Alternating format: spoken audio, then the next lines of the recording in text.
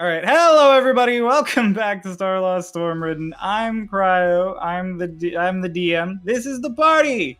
Look at the party. Hello, We have party. everybody. We do. Everybody's here. Everybody's here. Yay! Except Tucker. Aww. Tucker's not a part of the party. Sorry. Get him out of here. I'll miss him. Aw. All All right. Who's Tucker? Who's I was gonna ask him the same thing. It's okay. the All right. silence is deafening. All right. Last time on Starlost Stormridden, we started off. The last session we played got split into 2 episodes. So for the audience's sake, last time we started with Bella and Runava meeting up with Ritz while they were all exploring the city of Haven. They had a brief discussion about religion and Ritz's newfound love for the god Samcetus of luck that definitely had nothing to do with his Goodwin gambling. Meanwhile, Vayne and Selic were off buying some magic items at Reddy's Runes. They got themselves a nice little conglomeration of things, and Rook definitely didn't cause any amount of chaos in the shop whatsoever. You guys all reconvened, and after a brief attempt by Selic and Vayne to spook you as a group, you guys decided, after a little jimmy jammy in for your cover story, to head over to where you would be staying for the night, or presumably for the next several days. The estates, where Lord Eckert owns several manors. So you are led there by a member of the Drake Guard, and you meet a young elvish man named Whitney, Eckert's personal secretary, who takes you over to Manor 5. It's sort of a McMansion of a castle. Pretty nice inside, though. And you guys all eventually get settled, get your little moments of rest, realize that your rooms are soundproof, and promptly enjoy that a little bit, especially Runava and Zervi. And then you guys have dinner, a very, very, very nice dinner that everyone indulges in. And partway through dinner, just as dessert is about to be ready, none other than Lord Eckert joins you. And you guys have a brief conversation with him about where he's from and his sort of incorporation here in the city. And he talks to you about how he knows about the Yavalis and how he felt that he wished the Forged had come to him and that they'd been able to handle things amicably. And he hadn't realized that they had gained free will and were feeling mistreated. And that if he had, he wouldn't have objectified them quite so much. He also offers all of you work while you're still here for the next several days, letting you have access to the quest board that the Drake Guard uses. And he also confirms that all of the manors are scry-proof. Whether that's true or not is up to you to believe, but he seemed to be telling the truth. He closed off the conversation as he headed out by saying he knows that you guys have all sorts of secrets amongst yourselves, and it's okay, you can keep the cat in the bag. Presumably referencing Etalon, who is still in your bag of holding, and at the time was just outside the city. You guys split up again, with Ritz going to the open-air bath, and Runava and Vayne having a nice little chat in the living room, sort of both opening up pretty genuinely to each other for the first time alongside the trip, with Vayne asking questions not entirely out of curiosity, but actually out of concern, and Runava actually replying, openly. Meanwhile, Bella and Selic headed out to go retrieve none other than Etalon, having their own little conversation about how Selic seems to enjoy scaring people. Selic sort of managing to avoid that finger being pointed at him by explaining that he prefers to know people's fears over things that they like, because things that they like are things that they sort of gravitate to, whereas things that they're afraid of is stuff they don't normally talk about, and it helps him be kinder to them in the long run. You guys pick up Etalon, and Bella and Etalon have a nice little chat.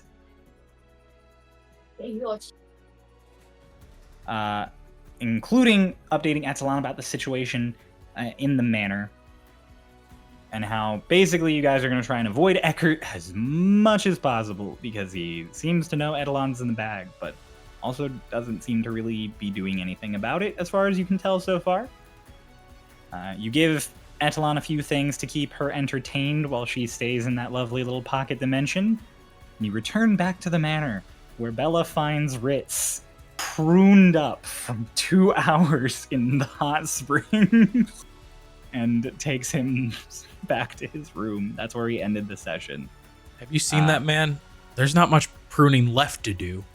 Okay, but imagine how much horrifying, like how much more horrifying it must have been because of that. What do you mean by that? You know what I mean by that. Like you fucking old. So we are going to pick up not directly in a scene. We're going to pick up in sort of a montage. As over the next few days, grand total of 6 days are going to be spent here in Haven. And while you all are here, you do have access to the quest board from the Drake Guard. So you guys can tag along with the guards just to help them with their jobs, which, just like in Cloud Breach, will get you a flat amount of gold. Significantly more gold than you would get in Cloud Breach, but flat amount of gold. Or you can choose to do side quests. They won't be as detailed as they were in Session 11. They'll be more of a quick time event, choose your own adventure kind of dealy. But I have things prepared. And so let's go over what you guys do during this gap before we get to any conversations or role-playing stuff you guys want to have while you're here. So, off the top, I'll go down the list because there's 6 of you and there are 6 days. So I'll ask just each of you, and we'll sort of chalk that up day by day. So, on the top, Vayne. Yeah. What do you want to do? I got one thing that I've been trying to do. So I Okay. need to do that, but that won't take more than a couple hours. Okay. And then I'd like to tag along with that Drake guard that we met Mail? when we came back. Yeah. Okay. If there are any Gotcha. jobs I can pair up with them, I would like to. Noah, you want to try and do side quest with Mel? Yes. Okay. Up next down the list would be Renava. I am going to copy the silent spell. Okay. I am going to do. Can I do half and half, like half side quest, half guard duty? Yeah, we can go for that. We'll Okay, try and split and it. then I will use the scrying, the scry glass on one of the days. Okay, got it. I'll make sure to make a note of this, and then we'll play that one out. Next is Bella. Okay. I want to go to, I don't want to do any guard duty or any side quests. Tomorrow, the first day, like I promised, I'm taking Selig to the place, the museum. The And museum, then yeah. the rest of the time, I'm gonna just Bella is gonna spend her time in Haven like a tourist. Like she's gonna try different restaurants and explore for like a day or two, and then whatever time I have left, I'm gonna do research. Got it. On ecology and things on this side of the Stormwall. Gotcha. Okay. Selig. We're gonna skip that on for the moment. You're in a bad. At night, Selic is going to go try to get a few more targets, Okay. spook a few more people.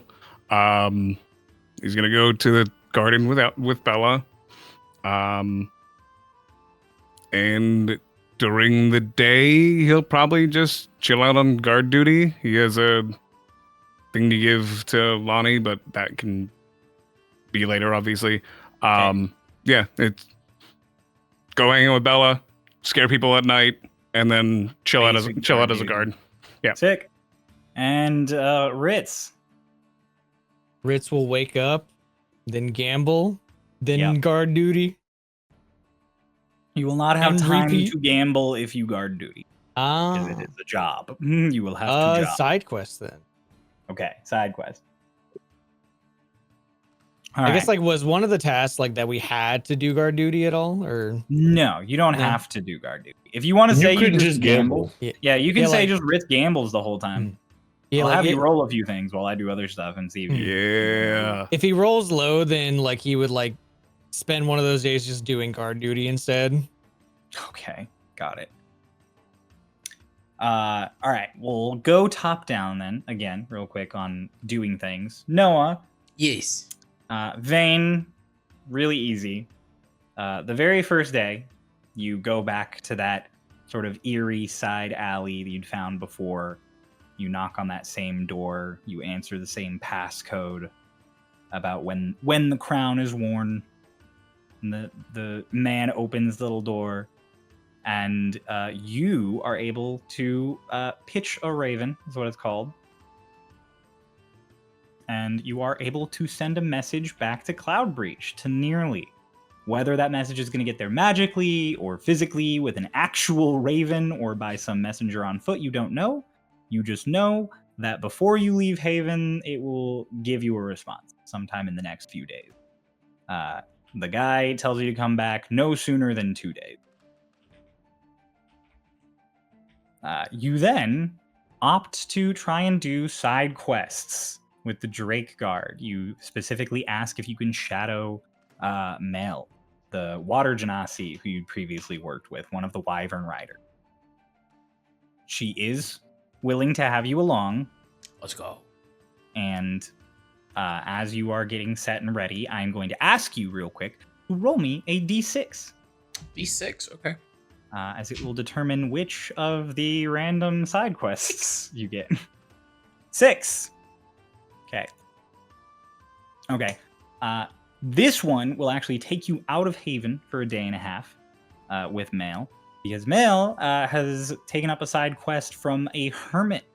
There is a religious hermit, the only current keeper of a temple that was built off in the woods a long while ago in the early days of the EEC. And they are currently the only ones who are willing to sort of remove a curse that's been placed on something. You guys are given a package to deliver. It is a crate that contains some kind of creature that is rattling around inside.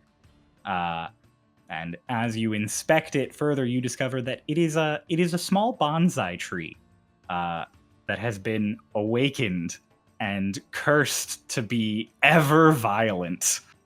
So there is a little bonsai tree in this box that is trying to absolutely murder anyone it can get its grubby little branches on. It's a Bonsley. It's a Bonsley. I don't think Bonsley are known to murder people in the night. You don't know that. I don't know enough about Pokemon to refute it. So, I am going to ask you real quick to make a series of rolls as we go through this. To begin with, as you are packing and prepping everything, I would like you to you can choose either survival or nature or animal handling for how to best pack this tree. All right, we're going with nature. All right, make a nature check for me. Sure. 13. No, wait, 14.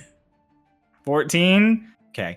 You are able to pack the tree in such a way that unless the wyvern physically drops it from on high, you will be good without it breaking out in transit.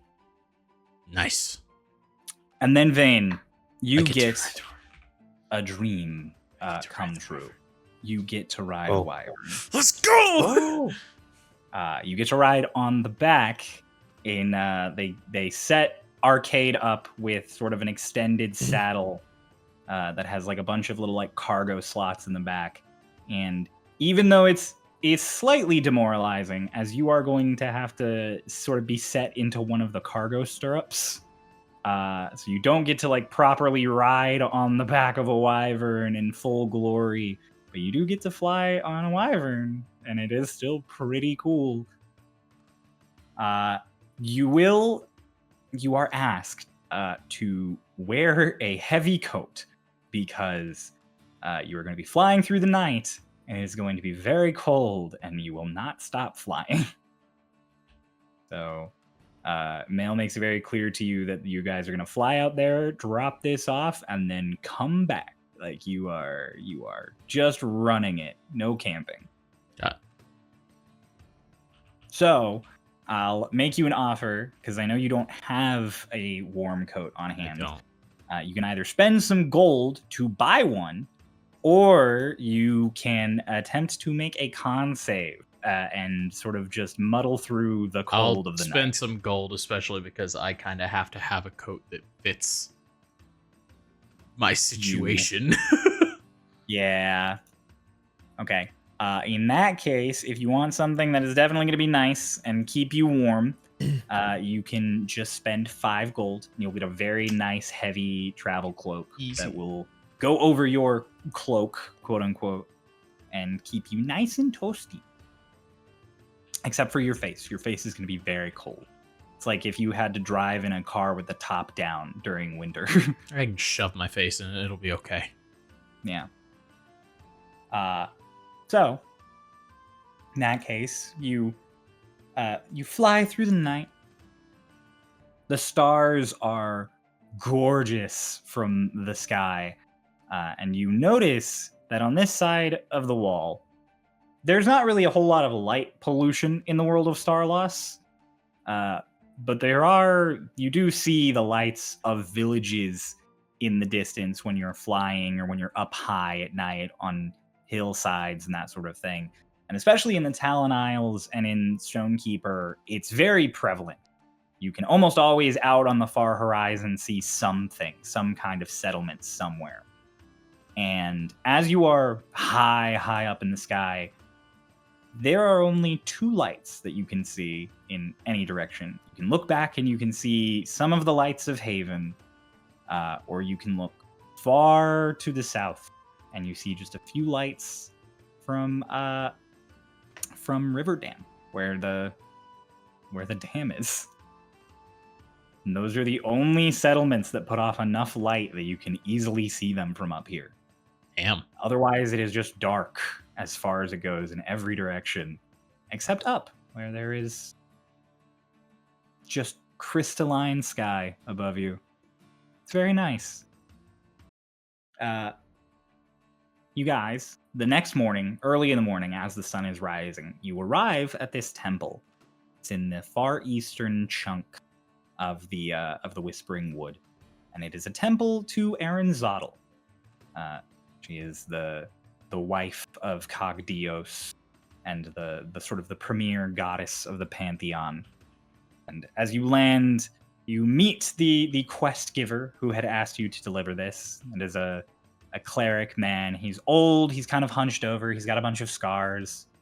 And he asks you to place the box down in the center of the temple.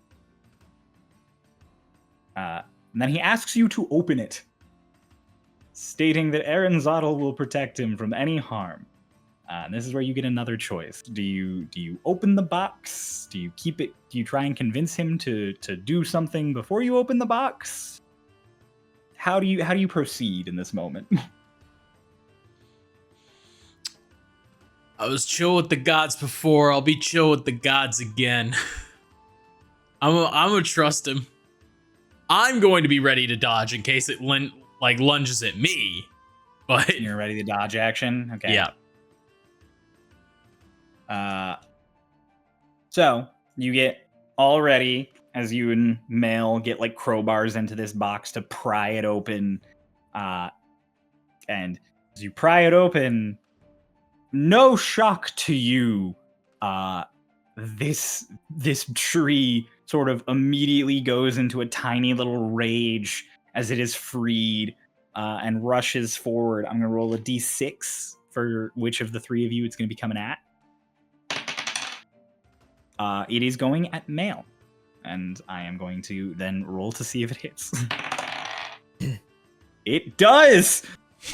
This little tree just jumps out and starts scratching and clawing at her. Luckily, unlike the random people it had attacked before, she is a Drake Guard in full armor. So she does take damage, but not a significant amount, before she sort of just like swats it away with this spear that she has.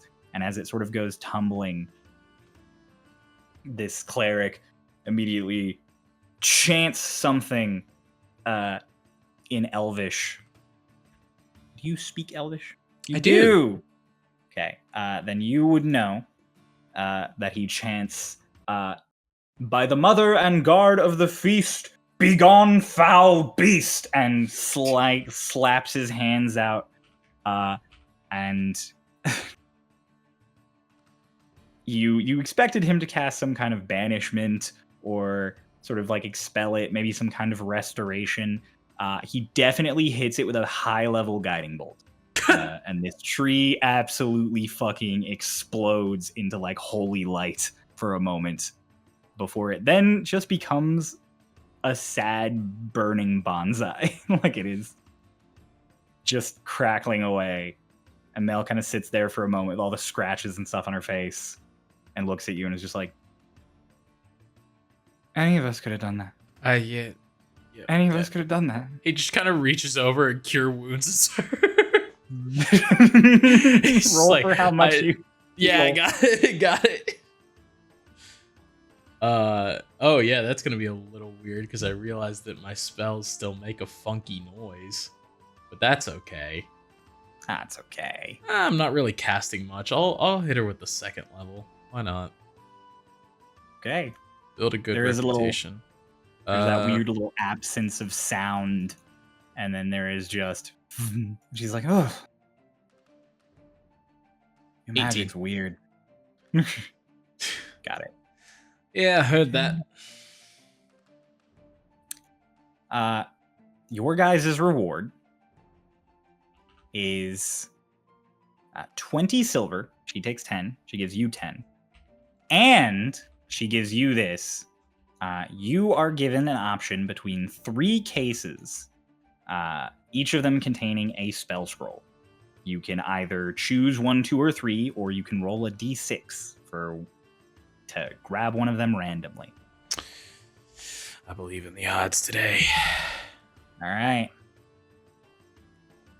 4? Okay. Mhm. 4 is going to get you the middle one. So, you get a spell scroll of Blur. That's my Ooh. favorite spell.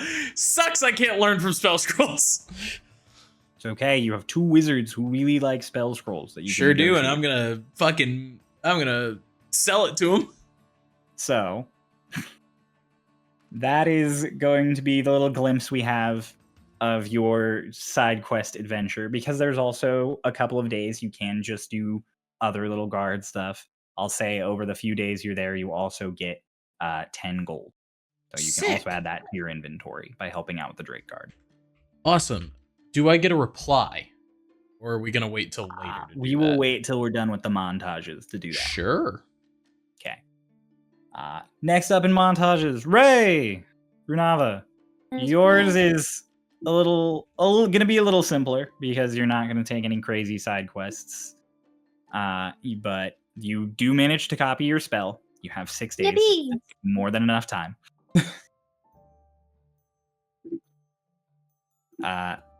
You then spend half your time doing guard duty and the other half doing a side quest. So from guard duty, you will get 25 gold.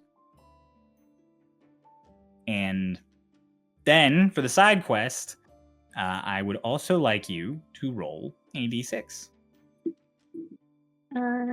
Okay. I don't have my dice out, so I'm gonna do this on D&D Beyond. Okay. 6. 6. Noah, you also rolled 6, didn't you? Yeah. Reroll. Okay. 3. 3. Okay, that one we can do. We're gonna have an abridged version of number 3. Oh, this is a fun one. You are brought along to shadow a member of the Drake Guard. And this guy is given a quest that is a little more in the morally gray area.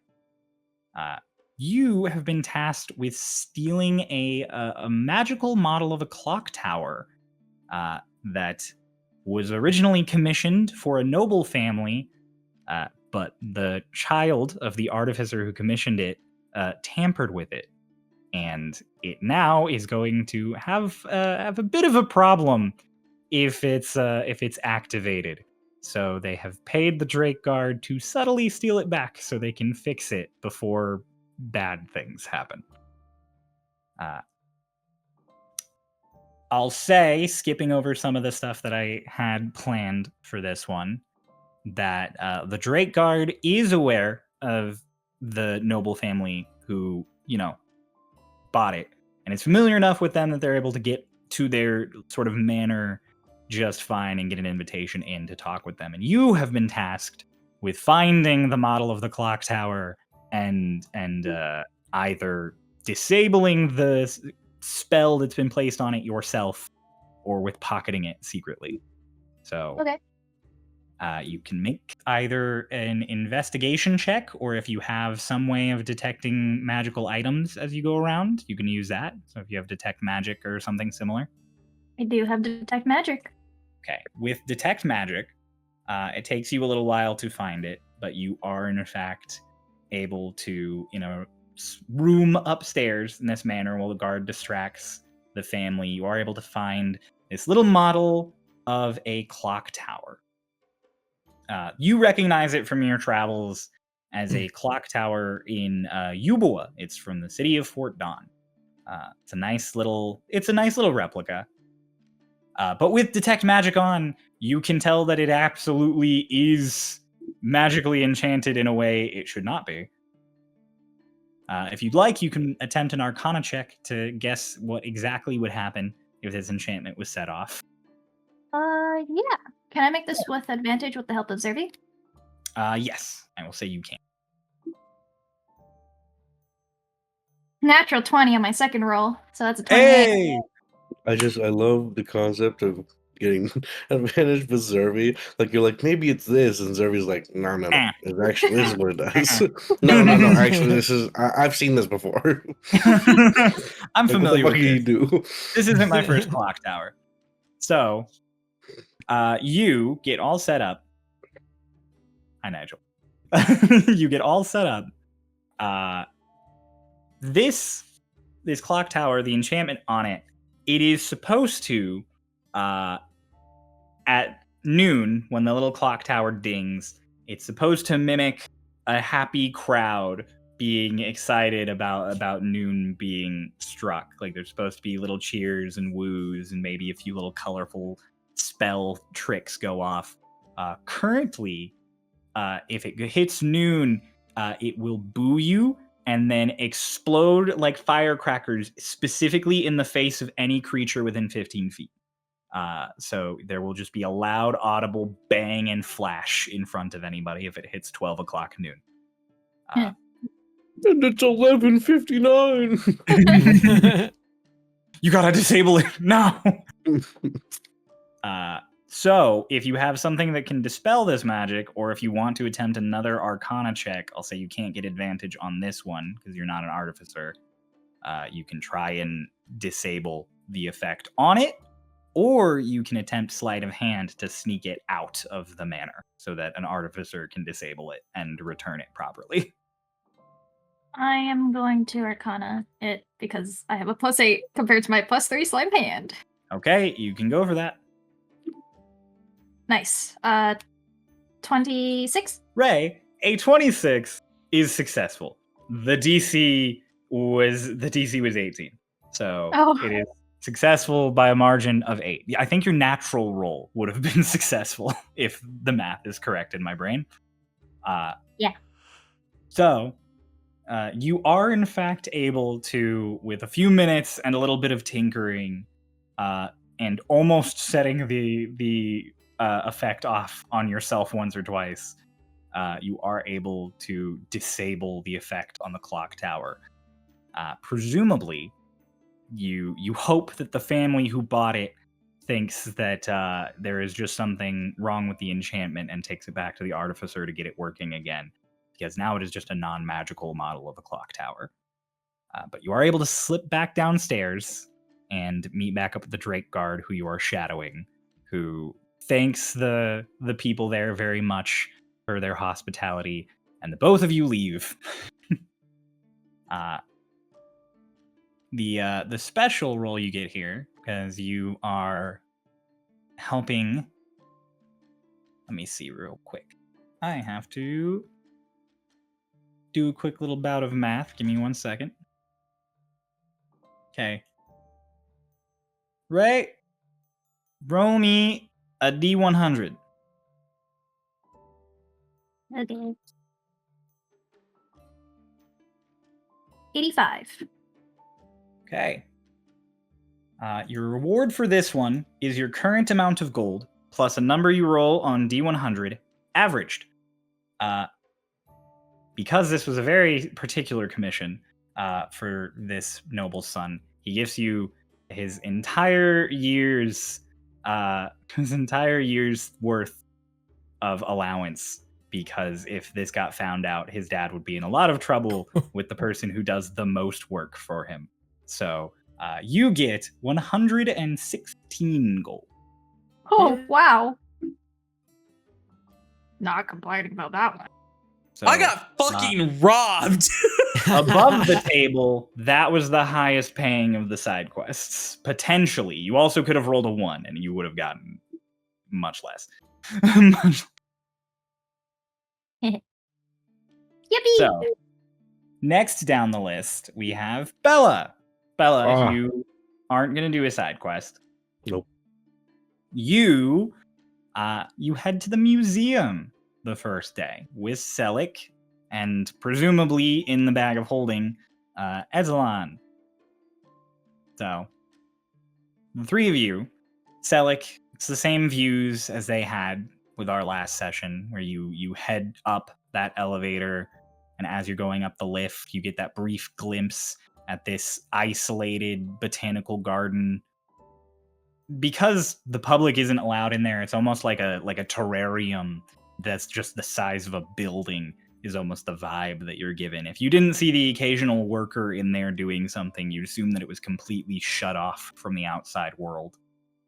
And then you arrive up top and you get to actually look at the museum as itself. You see all of those same art pieces and statues and bits of weapons and armor. You see the statue of Nash. Selik is how tall? 5'11". 5'11". So Nash is taller than Selik. Unlike previously with Bella, Mhm. you can't point at him and be like, Yep. "Look at this short motherfucker." Well, Yep. he's shorter than you. He's so short. Yeah, I was gonna say on our way there, like Bella has been doing like for the rest of the time, just doing like the Will Smith pose, like presenting things, like look at this thing we saw, look at this thing, look it's still here, and then we get to the Nash statue. It's like statue of Nash. Sort of points at it over her shoulder. Yeah, he's pretty short. Very short. Yeah, I could take him.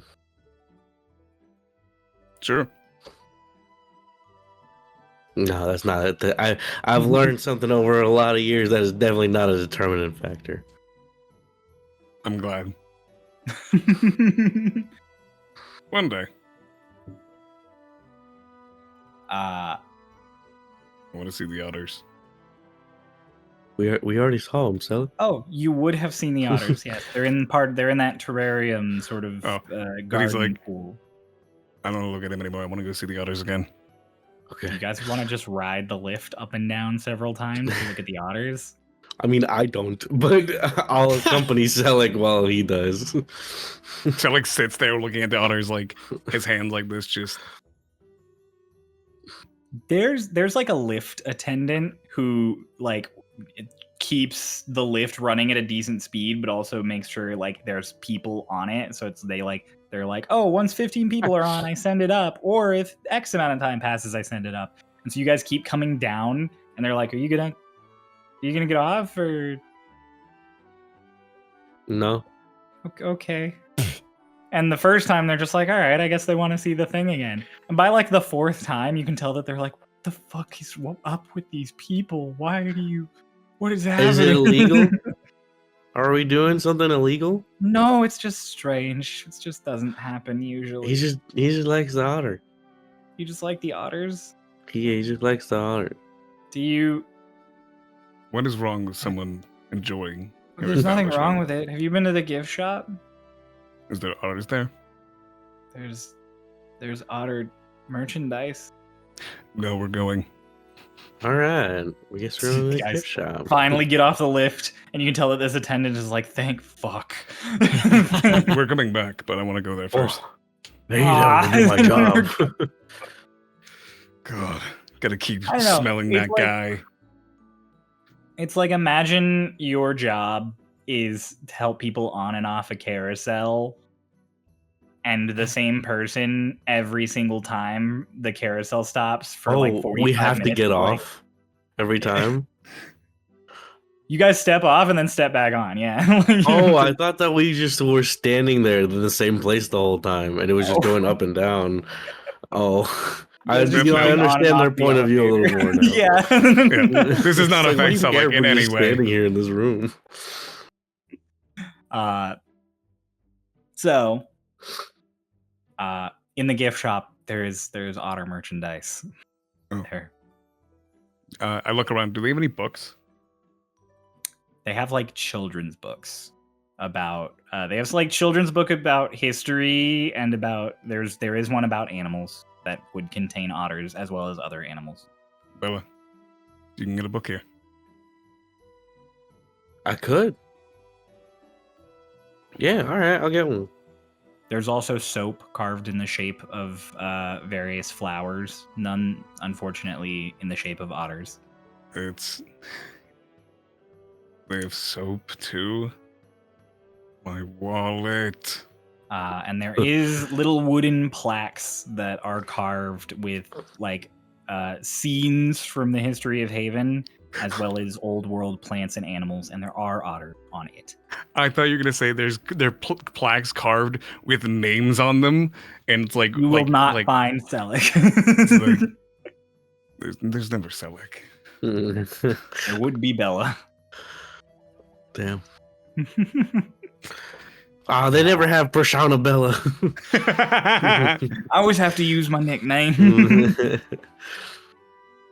So, How much is the wanna buy book? Oh, I'm buying the children's book. I'm buying it for Ethelon.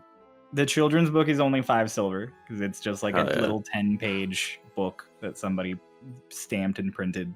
How much is the otter plush? There's not an otter plush. Wait, oh, I thought you said there was plushes.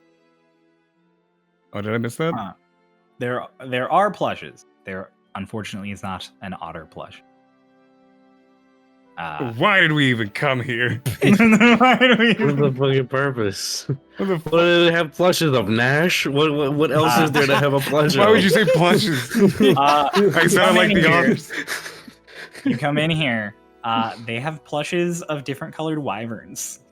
Oh, well, fuck it. Now I gotta get one of those. Yeah. I get a blue one.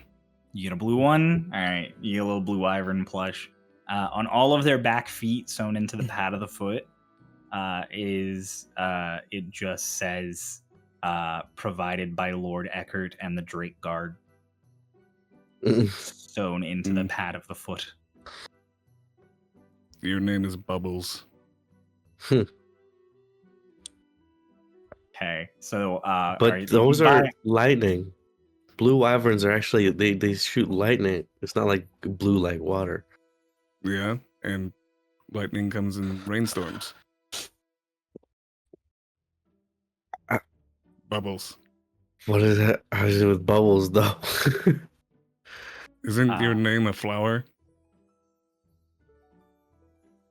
Are you a Me? flower? Okay. I was just making sure you knew. I didn't know if you knew that they weren't Oh, like water No, I know. dragons. I know. All right. Okay. Bubbles. Hi, Bubbles. So Bubbles. Selic a plush and soap. Do you want to also get soap? I also want to get soap. The plush costs 3 gold. The soap only costs 5 silver. Your name is Selic. Are you made of lettuce? I don't think so. Okay. Good one. That's a good- 5 gold. Not 5 gold. 3 gold and 5 silver.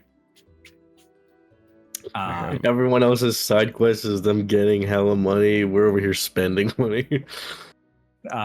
Bella, because you want to do tourist stuff for the rest of your little montage, number one, you spend 5 gold because you're going out to dinner and doing all of your stuff.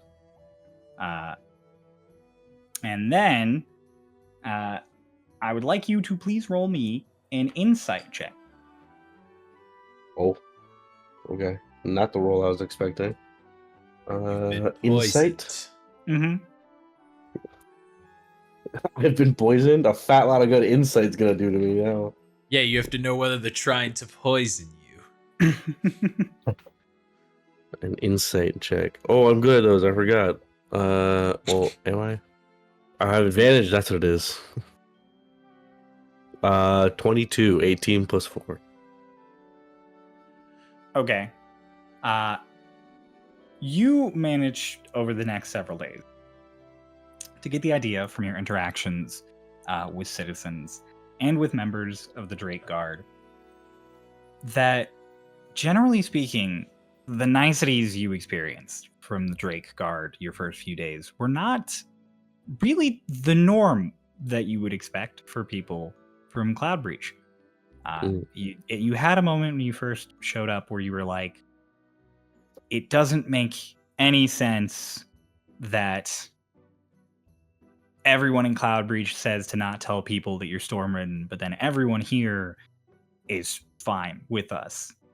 And as you start being curated less and less, as you start being taken place to place less, and even compared to everyone else who decides to work alongside the Drake Guard in various ways, you just walking around realize that you guys are being sort of funneled.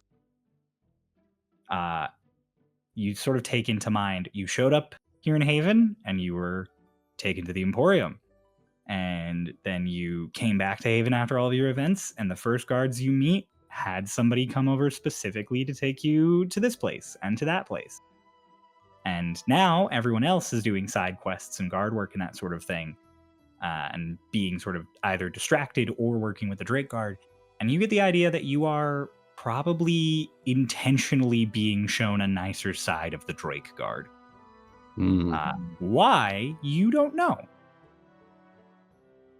But from rumors you encounter and from interactions you see other people have with Drake Guard where they're rougher and ruder, you just generally get the idea that you have been shown the nicer side of a coin, so to speak. Do I see like I don't know how to say it, like actively, like I don't see like any like active injustice. You don't see Or any anything like active that. injustice in the sense of like you don't see like police brutality or them like robbing people or like making people pay protection money or anything. But you hear stories about people who ask for help from the Drake Guard and never get it. Or you get stories about how certain people who have less money never even see the Drake Guard come around to their shops when there are problems. You spend your gold. You start doing touristy things. I did the You realize, insight. Yeah. you did your Bingo. insight. You realized all the da-da-da-da-da.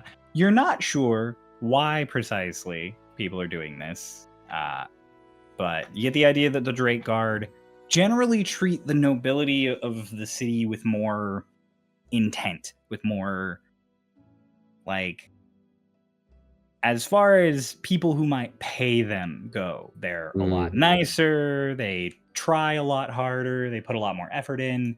When it comes to people who just work the side roads and all of that, it's it's kind of the thing where it's like, yeah, if a murder happens, the Drake Guard's going to show up. But if you get robbed or scammed, or if another, like, if a noble is like fucking you out of money on an order that they owe you on, you're never going to see the Drake Guard.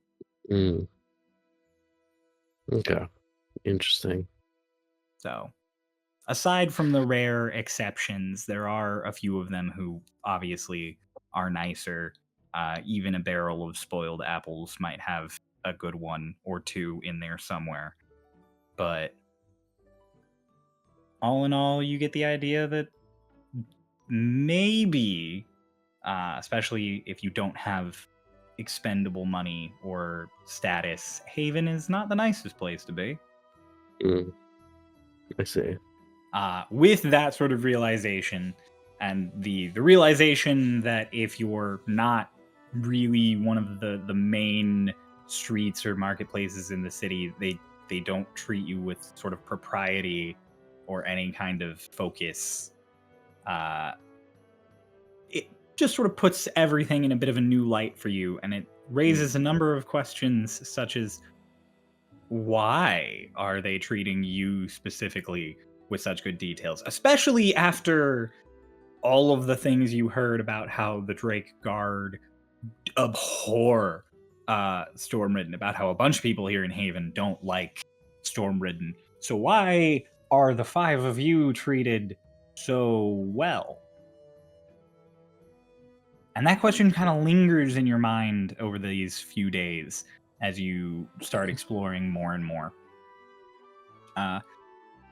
You get to explore the tower in the center of town. It's a very, very pretty structure that is occupied really heavily by just a bunch of offices and the sort of Haven equivalent of a merchant's guild. It's kind of like, in a real life equivalent, an office building where like every floor is rented out by a different firm or business or that sort of thing. But it's gorgeous to be inside of. As I briefly described when you guys arrived in Haven, huge chunks of the exterior wall are made of this stained glass that just spirals up it. And inside there are all of these staircases you can take up and down, and there's a magical lift that you can take up in the center of the tower. But a lot of people just use the stairs for the view.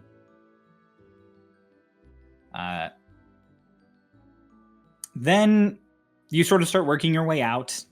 All of the sights to see in the middle of the city are pretty grandiose, but there's not really much to do in them because they're all just sort of showing off. They're grandiose for the sake of being grandiose, not for the sake of interaction.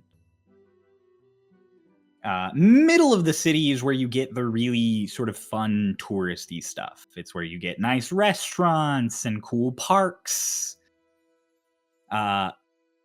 There aren't any big open park spaces here in Haven because it's all sort of condensed city, and then all around it is a bunch of forest. So if anybody wants to experience the outdoors, they can just go to the outer edges of the city. Makes sense. But you do every now and then get a park, quote unquote, that's maybe the size of a building or two, and it's like basically a nice patch of grass and some fountains. So you find a few of those, explore them. They're also usually accompanied by cafes and restaurants. And at one point you do come across one that is just this exquisite little hole in the wall. The actual entrance of the building is on the side of it. The front of it is mostly a facade because it goes out into this little park space that's all outdoor eating. And you sit down.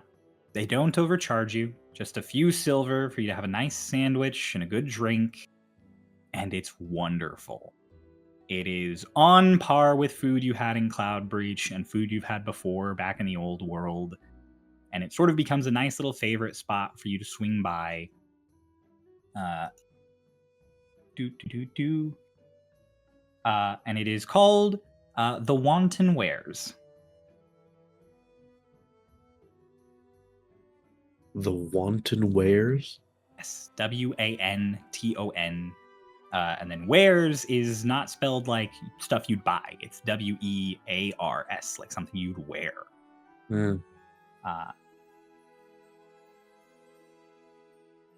Cool. Okay. Spending Yummy. time there for a little bit, you eventually get the idea that it was named this because originally the owner and his wife came to Haven and she wanted to set up a clothes store, so it was named for that. And he ran a business here out of the side while she ran her clothes store out of the front until the day she passed. And now he just runs the cafe out of the side, but he kept the name. Hmm. And so, as you requested, you had a nice little bit of touring and just experiencing Haven. I would like to ask you real quick. Roll me a d20. What's the best drink I have, by the way, at Wanted Wares? At Wanton Wares, your best drink is probably a nice apple cider.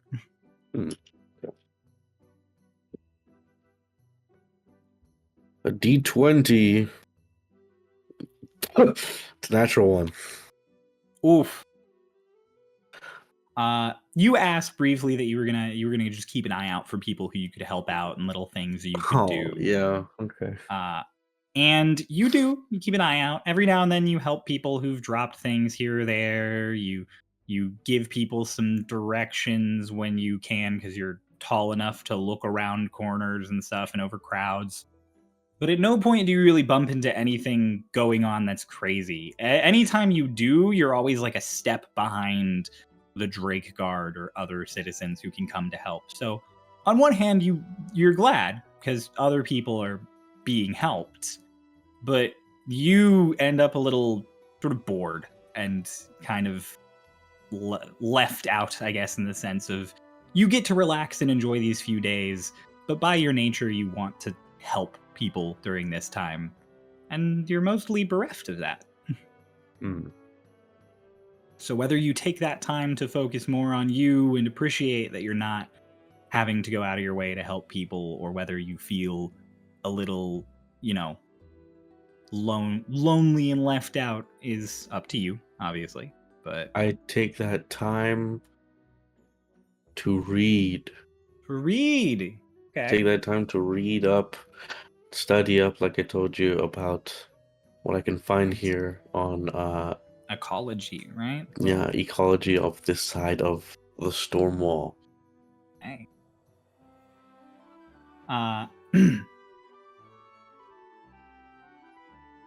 In that case, roll me an intelligence check. Oh boy. My best at. Ow. Oh, I didn't mean to send that. Intelligence. Oh boy. Alright, we're off to a great start here, lads.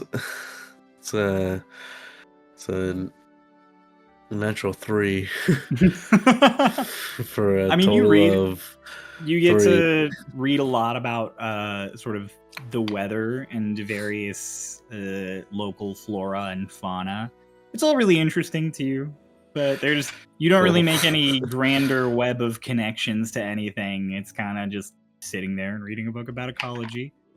Do I buy the book? Am I able to buy the book? You are able to buy the book if you would like. If you want to buy the book, it'll be 5 I do.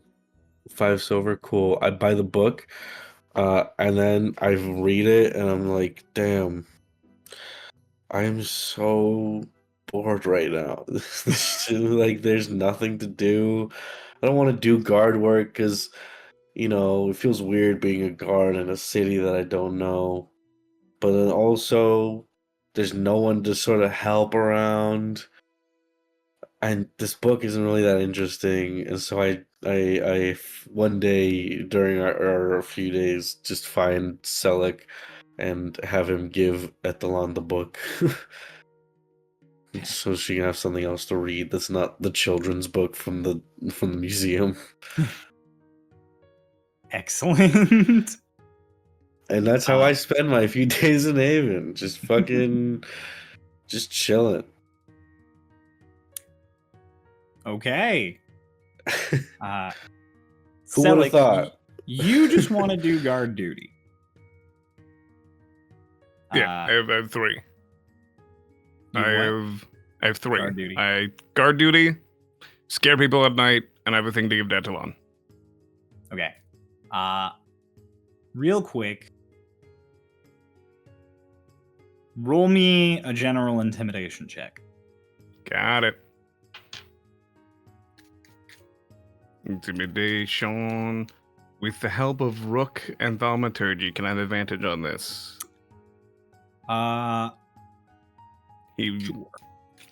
Sweet. Oh, whoa. Okay, it was on a 1, it tipped over to a 19, so I don't know if I needed the advantage, but we'll see if I can fish for a crit. I didn't get the crit. I only watched it teeter from a 1 over to a 19. 19 for a total of 28.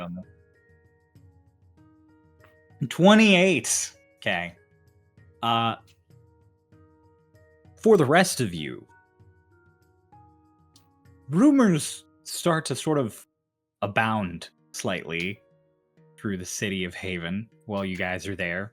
After the first night, things are mostly normal, although there's a couple of whispers amongst the guards about some strange goings-ons. And by the 4th night, you guys are like, God damn it. Why does this sound like someone we know? Because there are stories in the night of horrific things and sounds and a creepy little imp or other small creatures terrorizing people while a haunting specter lingers about alleyways. Some of you, before you realize who it might be, have moments of just like, ooh, ghosts around. Maybe we can do stuff with that. Or maybe it's a vampire. Or maybe it's Oh, I see. It's like the one audio that's like, I wonder who they might be. They could be anyone. It could be, shit, it's Roger, isn't it? It's going to be Roger. Yeah. Shit, it's Roger, isn't it? It's going to be Roger. Ooh, a vampire. Oh, it's our vampire. Yep. Noah, what is this? Would this give Vayne more implications to, because, nearly tasked him to kind of figure out what the fuck Selic's doing. So would this would be new information to him, so it would help pedal for him a little bit? Yeah, hearing about the mysterious, haunting, deep voice that asks about your greatest fear and then something scary pops up in front of you definitely gives you some flags that it might be Selic. Yeah, I was more like, okay, cool. So this does actually like processes like, okay, I know a little bit more about what the fuck he's doing at night. Yeah. Selic, no one other than the squad could possibly figure out that it's you. Because how? Let's go.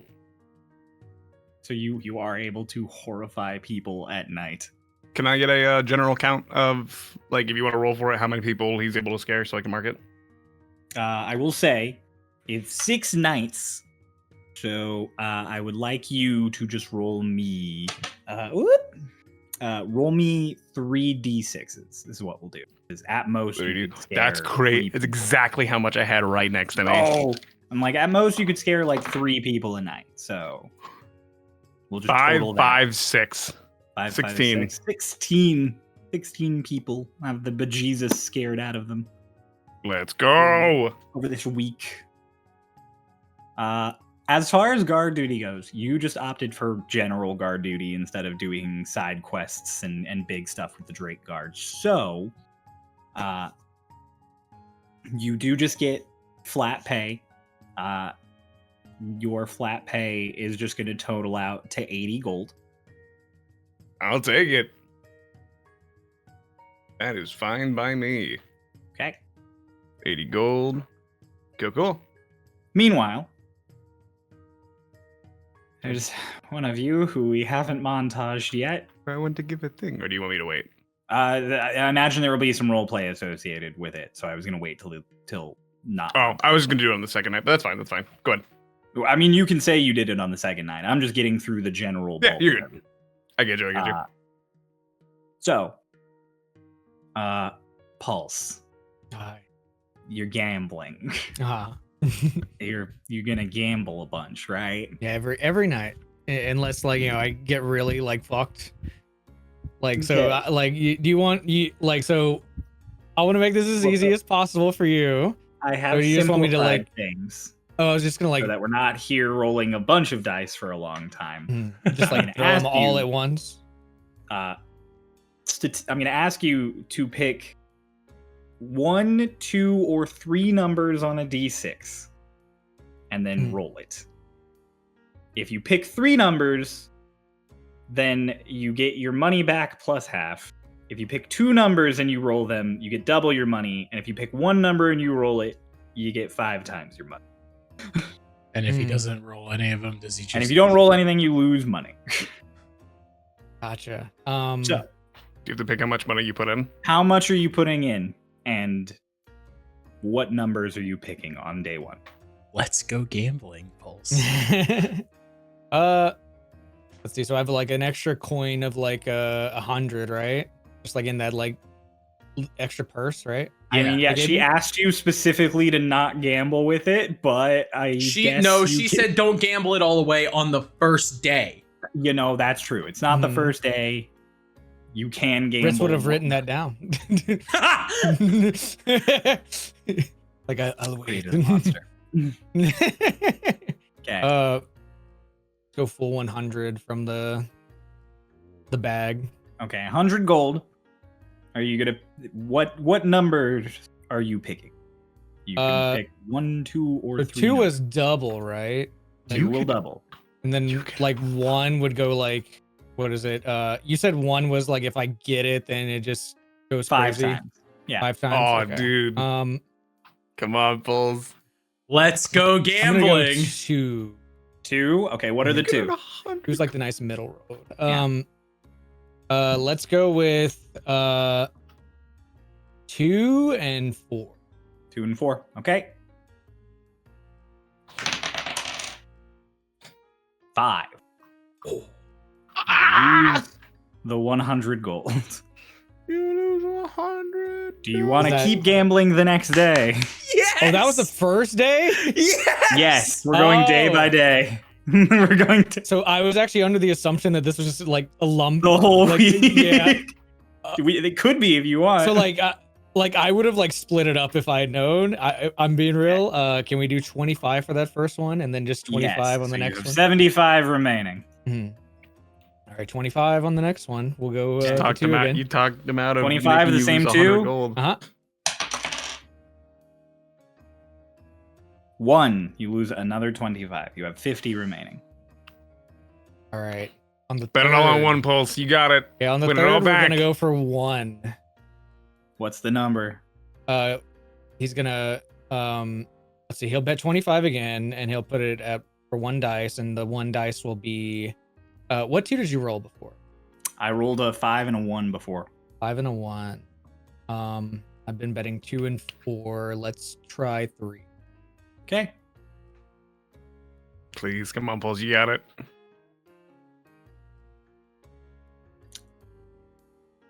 It's a 2. Oh. You got one more try, Pulse. Come Got on. 25 Marcy, we left. need some casino music in the background of this. Ding, ding, ding, ding, ding. You rolled a 2 there, you said? I rolled a 2. You got 25 gold left of the extra. You do this. You learn 125 gold. Let's go with a 3 again for 3 a again. 1. Okay.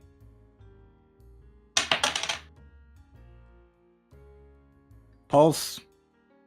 You make back your money and 25 gold. You Holy so, shit. like, so like an extra 25? Yeah, an extra 25, yeah. yeah. You've gotten 25 Let's He gold. go. just eked it out.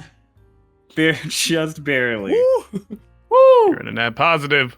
You are at a net positive. Hell yeah. Okay. One more. I'll say you can do one more. Bet it all on black. Every time that you enable him to do one more is when he makes the most money. Yeah. For real? Fun. It's like the diamond. It's like the picture of the diamonds. He's like mining away at the diamond. He could also He- lose lots of money on this one. Yeah, You that's have 125 pulse. If you So- bet that Oh, all so on one he has and to get ante it, 125 here? dude. He doesn't have to. Oh. I'm just Pulse, he can make if one you- more bet, or we can If move you on. ante 125 and get the one, that's times 5. You'd earn 625 gold. Yeah, that'd be fucking crazy. Gambling. The way that Pulse said it really sounded like, yeah, that'd be fucking crazy. Therefore, I'm not fucking doing that shit. Are you kidding me? It's Paul's. But What? like, what This if is you did- Enable Your Friend Simulator. Nice sound, Weird. actually, cupping a D6 in your hand and just shaking it near your ear. It's kind of pleasant. He's going to put down 25 for a 1, and you're gonna roll a 6. Sorry, I'm gonna roll a You're gonna roll a 6. six? You're gonna bet how much? Decided. Okay. 25. 25. Okay, we're keeping the You same know what? ante. I will Public roll. It. roll. Public roll. Publicly. Public roll. Oh. Oh. All right, Pulse, You- you have the exact same amount of money you came in with. That He's is all right that's, with this. that's what I would have rolled on this dice anyways. I threw it just to check. That's Okay, crazy. so I didn't actually you see it either. I you rolled didn't one. roll a didn't one. gain or Okay, I lose see. anything. Yeah. Yeah. So you came out after several days with the exact amount of gold you started. But how did with. your faith come out, Pulse? Yeah. Do you believe in some Cetus still? He would probably be talking to like that gnome guy the entire time. Oh yeah, and the he's gnome just guy like- is there every single day. Yeah, he's just like, I think I understand. You know, this is your way of life, and I've entered your life. Idiot. Bet it all. But I also think your life is going downhill. No. I went no. all You start in thinking every night. that way, you Elevator. lose it I all. made it all the way back, No. only to return. You were my banana earning brother. nothing. How could you do this to me? You need to get help. It feels You racist. have to bet higher. Oh yeah. We were brothers at potassium. You gotta believe. That's all it takes is believing, right? I can't My believe we're friend. gonna miss send Ritz to You get lose so much money. Come with me. Come on. Where are we Come on, going? bud. What are we doing? He's gonna go put him I'm down. pushing you off a cliff. Yeah, I was gonna say he's gonna go put him down. He's gonna do the humane He goes thing. to like the marketing section of like this place. The market. Yeah. You see all these like stores, these places. Yeah. I once brought a cousin of mine who got in really deep shit once. He would barely be able to pull himself out. And you know what I told him? What? Do the fucking job. So that you You're can go right. back and spend only a little bit. Learn your limit. That is how you get away from this.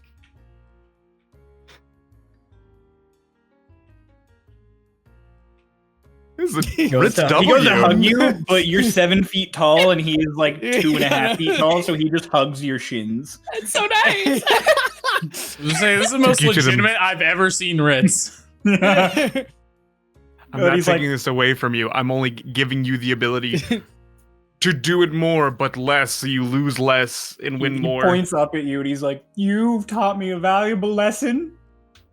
And once this gold bag is empty, I'll get a job." And he turns and walks back towards the casino. I said that to not go cold turkey. I know it's hard to give it up. But be That's careful. why I'm gonna go through this bag one gold at a time. I believe in you. May the gods be with you. Okay. You walk past the casino the next day, and he is there. Just no. I'll be talk to the bouncer. Did you hear our conversation? Did he listen to me at all? No. Man. That whole gold bag was gone the next night. I had a feeling. I don't think I can fix him. No, nobody can. I can't fix you. Keep doing a good job. I'm walking away. Thank you. That's smart. Good job. You fist bump. He's like kind of confused, but he's like, "Hey, this is such a weird guy." Pulse got his camera back and Ritz got way nicer. Pulse is feeling it. So, with that, that is everybody's little montage bits done.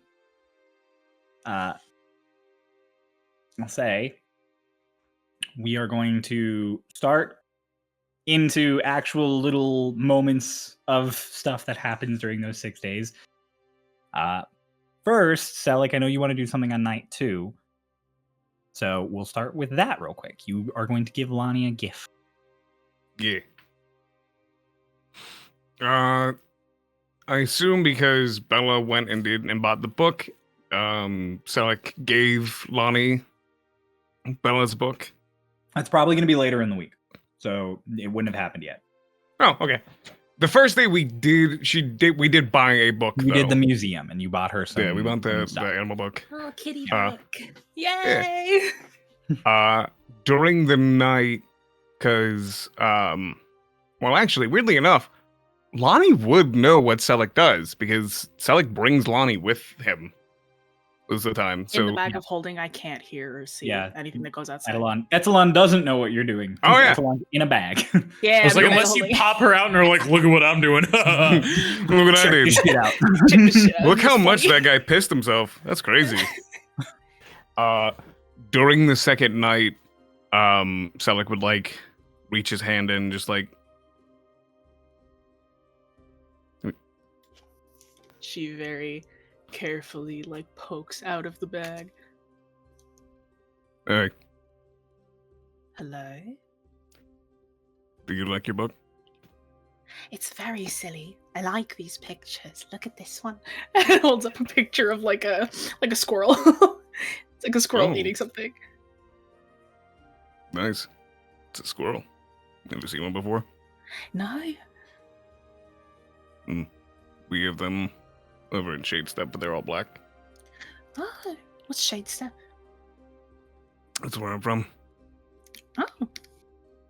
Is it nice? No. Oh, I'm sorry. Why? Sorry I had to be there, but I mean, as good as you're out, I suppose. It's fine. It's where I was born. A place can be bad, but you still like it. Oh, that's fair. I didn't know you liked it. You did only tell me that it was awful. Oh. So Yeah. If you ask anyone about Shade Step, they'll tell you it's bad. It Okay. is. It smells. Oh. It's full of crime, depending on where you are, Oh. and ash. But it wasn't just calling you out to ask about the book. How much longer do you have on it? how much longer? Till What? till you're done with the book. Oh, this I've already finished it. Well, the What- children's book several times, darling. It doesn't take that long to read it.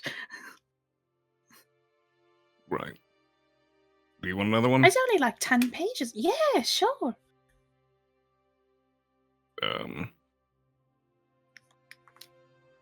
I don't know what you'll glean from this, but I have a book you could read.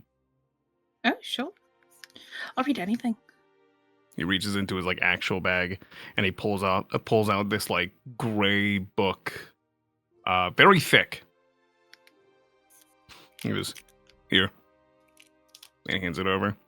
On the front of it, it says, "The length you should go: A Gloomstalker's Path to a Smile," by Risis Orpheus.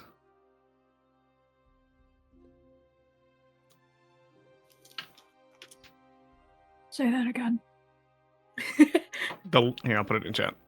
"The Length You Should Go: A Gloomstalker's Path to a Smile," by Risis Orpheus. I will put it in chat. Lonnie takes it, reads the cover. Is this a self-help book?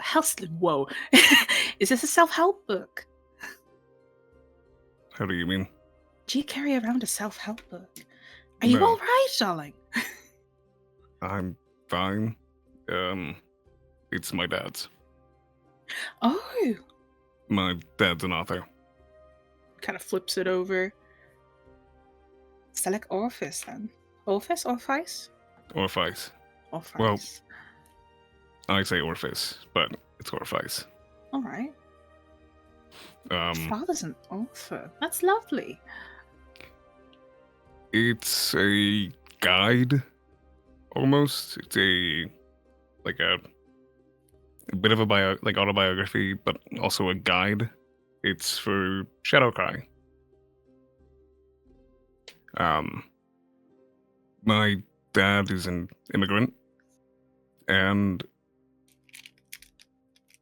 I don't know how much you know about this world, but there's 2 elves that almost are like reflections of each other. All right. There's Eladrin and there's Shadowkai. Eladrin are very prone to their emotion. They're very emotional beings. You can see it on their skin. But Shadowkai are the opposite. While one is bursting with emotion, the other is nearly devoid of it. So Shadowkai tend to not show a lot, not feel a lot. But my dad is a very happy man, and he wrote this book showing other Shadowkais how to smile, what emotions are really like. He discovered it himself. He taught us, and it's like it says, a guide to a smile. It's for Shadowkais that want to break the stereotype and start feeling emotion a little bit better, a little bit easier, a little bit more natural. Oh, it's really sweet. Have you read it? Many times. It's It's ironic because you've read it a bunch and you cover up your smile all the time. I mean, I understand, but you know. I know how to smile. Yeah? Yeah. It's just for those who don't know how to burst out in emotion. Those who need just a bit more help. It's meant for Shadowkai, but it helps everyone. It's not bottle. Right, I understand. You can read it if you like. I'd like it back when you're done. Yeah, of course. Yeah, thank you. I'll read through this. Sure. Appreciate that. Yeah. Just make sure you return it. Yeah, of course. I'm not really going. She looks down at the bag, not really going anywhere. So. Nope, I am. You're coming with me. Yep. Don't know where you go, but it's not my business. I'm in a bag. Yeah. If there's ever any trouble, I'll let you know. Right, I appreciate that. I mean, you did it before, so. Right. Do you sleep? Not quite. We have to have a recharge period because we're sort of, the thing that brings us to life. It's our core, and kind of have to let it rest during the night. So we go into like a sleep mode of sorts. I can still hear you. We can still talk, but my unnecessary functions shut down. So you don't dream? No, I don't. Looks like I gotta go find another person who's sleeping. Why? I need to eat. Do you eat dreams? Vayne left, remember? Yeah, Vayne was gone that night. Yeah. You were on a dragon at this time. Yeah. I eat dreams. Sorry if this is forward. What are you? A dampier? You look elven. Oh! What's a dampier? It's like a vampire. Would I know what a vampire is? I didn't assume I would know what a dampier is, but would I know what a vampire is? You would know what a vampire is, you wouldn't know what a dampier is. Okay, I thought so. Like a vampire. So you don't... I guess the teeth makes more sense now, not the mold, but the teeth. So, you eat dreams. Do you eat just dreams? Like you don't suck blood? I mean, I can't help with that one Ew. either. But no, No, interesting. that sounds disgusting. So a vampire is just a vampire that eats dreams. No. No. Vampires turn into bats and suck blood. I did know a lot more things that I don't know, but it's... I don't know. I'm fine telling you this because everybody else knows. It's Alright. this weird, like, diet vampire. Oh, Yeah, I can... interesting. Here, look. Sally goes and walks up a wall. Oh, well, she's still kind of half in the bags. It's like you just put the bag down and like, oh, you're He's like- sticky, like a His hat falls spider. off. And he just... I can walk up walls. I need to eat dreams. I don't need to breathe. Don't need to breathe. Oh, the same in that way, I suppose. Yeah, it's... I don't have, like, thralls. I can't... I don't know. I can't put you in this hypnotized state and keep you. Oh, I didn't even know that vampires could do that. Well, that's good information, I suppose. I don't They can't actually do know. that. I don't Huh. know if they can do that. That's just Huh. like folklore. I was in a cryptozoology class for a little bit, so I Oh, actually what's- don't know if that's completely true. what is cryptozoology? Cryptozoology? Study of Uh, vampire. It's the Vampires. study of the things that are not in the book you have. Oh, It's like that what is it? The buzz, the bee thing that you were talking about. oh, wait. I don't have that ecology book yet. I know. No, he was talking about the animal book. Oh, the little 10-pager. Oh, Yeah, a little 10-pager. okay. It was like the the buzz thing that you were talking about. Oh, yeah, scrap that I learned is Yeah. buzzwasp. Yeah. It's the study on unique creatures like that that aren't as common. So, on one side where you learn about squirrels, dogs, horses, there'll be zoology. There's cryptozoology, which is like basilisks, vampires, many different strange things. There's a thing called a goon balloon. My professor had one of those. It looked like this, and he holds up a little image of a goon balloon. Oh. It's a bit of an upsetting name, isn't it? It's just a goon, but a balloon. His name is Poppy. Poppy! Oh, that's a lovely name. But it's the study of things that are different and act differently. So, and I didn't stay around for long, so I don't know a lot about vampires. But what I am is not one. But I'm Right. also not I'm not a shadow guy. Right. I was going to say, I'm like, you're very elven, but, you know. Elves don't eat dreams as far as I'm concerned, so. Yeah, no. There is not an elf that eats dreams. Quite interesting, wouldn't it? Right. But I suppose you've already got something like that. Gestures to you. I'm not an elf. Right, but we've got a creature that eats dreams. Sorry, you're not a creature. We've got a person that eats dreams. There you go. You can call me a creature, I don't care. You're not a creature, though. You're a person. You're muted, Cryo. And he just, alright. That explains why I say so and nothing happens. Oh. He just- I was like, so, and then you guys kept talking. And I was like, damn, okay, I know you're into it, but like, I'm right here. Yeah. He's just like, all right, I need to head up. You come with me. All right. Enjoy your book. Thank you. Back down to the bag. Over the next couple of nights, Lonnie, you occasionally have brief chit chats with Selic about cryptozoology and strange creatures. Selic is very good at describing horrifying creatures.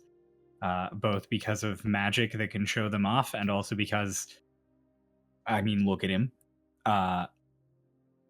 He knows the surface level things as opposed Yeah. to another character who I can't remember the name of, who knows way too much. He knows he was only in there for a few months, so he only knows like surface level. And he goes into like his Nice. other like majors. This fascinates her. That's all. Then there's one other point of RP I know that we're going to do. Vayne, after you get back from Aye. your lovely excursion with the bonsai tree of death, Hell yeah. you go to find your contact again. You head down that alley to that little back door. You say your call and receive password, and the door opens and the guy leans out again. Except this time, he doesn't lean out being like, "What do you want?" He leans out and he's like, "Welcome back, Vayne. Cheers. I have this for you." And he holds out a letter that's folded up. It's like a harder, thicker kind of cardstock paper. It's not an envelope with a letter in it. It's one of those envelopes that unfolds into the letter. Mm-hmm. Always nice. Pop it open. As you unfold it, you Also, I slip in because I, understand. I probably shouldn't be spotted outside here, so. Oh, you can't go in. It's like the top half of a door opens, like the two half doors open, Yeah, and the inside of his stuff, it's like a New York bodega that is just packed Gotcha. wall to wall with shit. Oh, okay. There's Gotcha. no Yeah, room for yeah. another person. I in get here. you. Gotcha. Yeah, then. As you read it, it's from Nearly. Basically just confirming everything that you sent to him, and that he is going to want to sort of give you a debrief when you get back to Cloud Breach over what everything is. He's particularly concerned about the third party that's under the tunnels in this area of the mountains. And then when you mentioned that both they were on Brutum's map and that you encountered them, that really tipped him off. So he wants to hear all the details. Mm-hmm. As for your reward, your contact here, whose name you learn to be Clark. Clark is going to give you 10 gold. Nice. And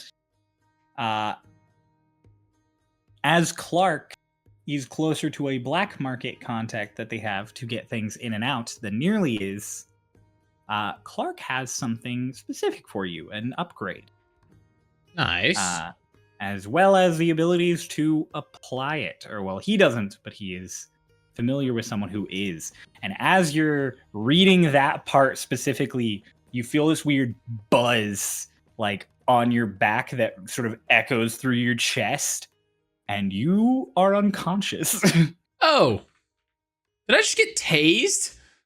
So yeah, something like that. And so you come to kind of like slowly blinking in this dark room, and you are strapped to a table. You are basically stripped down to your skivvies. And Usually I appreciate a bit of foreplay before we get into the heavy stuff. There's like a guy who's going over a bunch of instruments, and you say that, and he stands up and turns and just, "Oh, you're awake. Aye. Hello. You're a very interesting subject. When I was told that you would be coming across the wall, I was eager to work with you." So. Yes, you may call me the Doctor. Oh, that's kind of unoriginal. All right, Doc. Don't worry. It will only be painful for a few minutes. Oh, nice. Do not worry. The folks who have given you your power are fine-tuning the process still. it improves day by day, but you being so far from home, well, you will only be able to improve when you see me. Gotcha. Tell me, would you like to go back to sleep for this? How much pain are we talking? Like, by the belt or like? Like this. And he holds like a hammer and chisel up to part of your chest and just like boom! And you just, it feels like you get fucking stabbed with a not sharp knife. Yeah, dog, I'll be honest. I think I want to be asleep. Oh, that's unfortunate for you. And then he just starts. No. Vayne. Yeah. You get the changes to Tediary that we have playtested. Sick. So it doesn't affect you at your current level, but at next level it will. And you can swap out one of your cantrips for the new Tediary cantrip. Already done. Okay. You do pass out from the pain. I would through the imagine so. process. And eventually you wake up and you are just in a random alley in Haven. Like you were just dumped in an alley between some trash cans and against a wall. You kind of sit up and you're like, ah! Your chest stings. But everything's healed. There's no even signs of work being done. You don't know where the doctor is, how to find him. All you know is that he did some work on you, and you feel different, but not bad. She has a moment. She's like, no foreplay, no aftercare. God, I won't be stopping by this hotel again anytime soon. I just to cover, I couldn't quite recall. For Runava, Bella, and Ritz, outside of your montages, was there any little roleplay moments you wanted to have? Runava, yes? I wanted to scry. Oh, yes! We'll do that then. For the other two of you, if you have other Y'all little wanna things hang you want to do. out?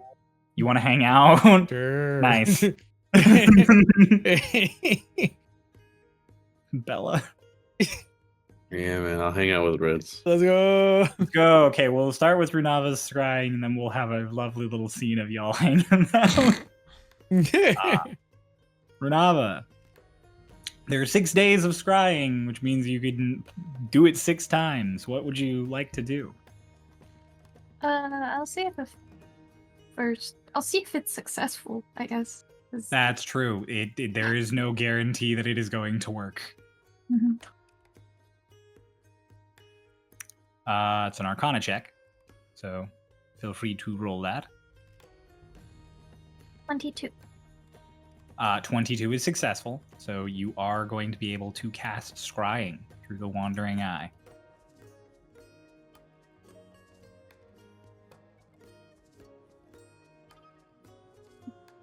I told you who I wanted to scry on, right? I'm not just fabricating that memory. You told me, but you also told me in a voice call, I'm pretty sure. So I can't remember off the top of my head who it was. Feel free to DM me. Okay. As you attempt to scry, it fails. Not the wanton eye, but the scry itself. So you don't get a random image of something that would indicate the spyglass is scrying randomly on something. The spell itself doesn't go through, which means it was blocked or resisted in some way. Or that the target is not on this plane of existence, or that there is no target. Okay. I am going to... On the second day, I'll scry on this person. Okay.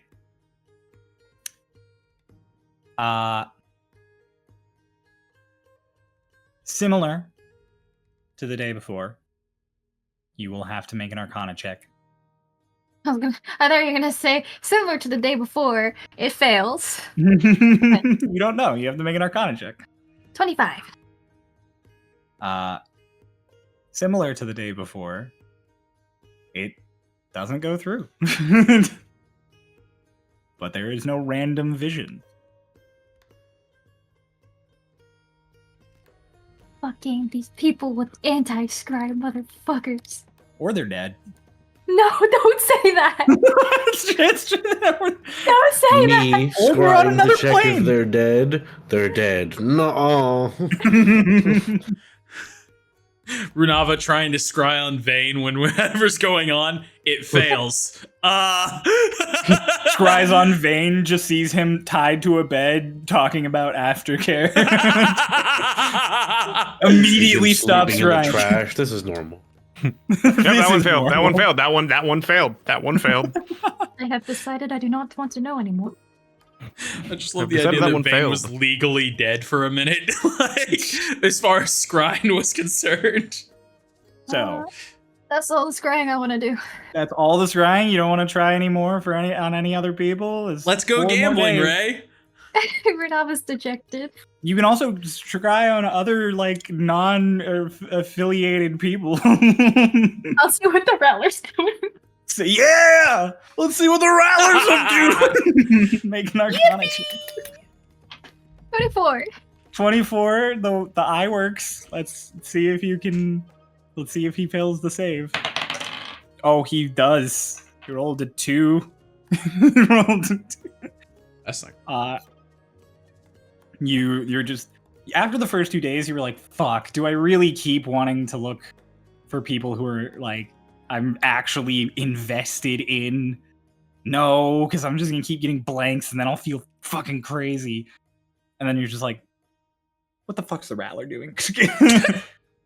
Hell And yeah. sure as shit, the kaleidoscope like all aligns, and you just see the Rattler just lying on a cot, kind of like he's got like a rag on his head. He looks like he's got like a cold or the flu or something. He's in like a hut that is clearly fashioned together from sticks and leaves and shit. And he's just like lying on this poorly made cot as a rat just comes up to him with like a bowl balanced on its back. And he's just like, "Thank you so much. I would be nowhere without you." Oh! It's cold! Who feeds a sick man cold soup? And the rat's just like, "What do you mean you can't light a fire?" Where'd Perfect. they get the soup? Hand's not big enough. Realistically, soup is just water. So like, you The know, part I'm confused about is if they made the soup, how'd they do all that, but they can't light a fucking fire? How do you make egg drop soup and not know how to light a fire? Where did you get the eggs? A wyvern over looking for its egg. Yeah, you Wyvern watch the just, like- rattler kind of confusedly like rant to this rat and then sickly get out of this cot so he can go light a fire for his soup. Perfect. That's all the scrying I want to do. Perfect. Fuck. I really made this character thinking he'd be a one-off, and now he's every like 4 sessions we're gonna scry on him and I see what love he's up him. to. I love the Rattler. He's so sweet. It's just like another Um, character. God. So, Ritz, Bella, on one of your evenings, we'll say later into the week, after you've done your gambling and done your tourism, like the 5th night, 6th night, you are back in the lounge of the manor at the same time. You're the only two who are in currently. Runava might be in, but if she is, she's in her soundproof room. You don't know.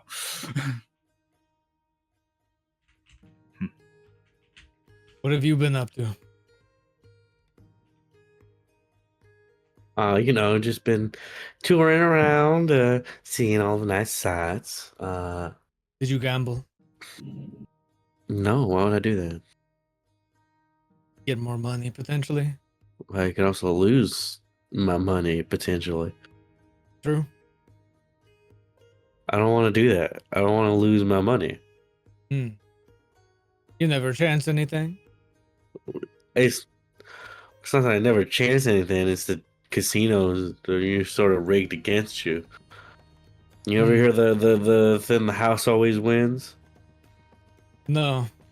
It's like if you stay, no matter what, if you stay gambling, you're always gonna lose because the house, the casino, they always win. Interesting. I won quite a few times. That's good. I'm glad for you. You should Hmm. not like. I hope this doesn't devolve into like an addiction for you. No, more of a lesson. A lesson. Well, Hmm. what'd you learn? Well, I decided to be consistent. The same thing every day. Then I won the final night, and I lost the next night. And then I looked Uh-huh. at my dice in front of my hands. And I looked at the poor soul that was spending his like every day in there. I think I feel like he may have like had a bed in there or something. Just kind of lived there in a lot of ways. That's how attached he was to this place.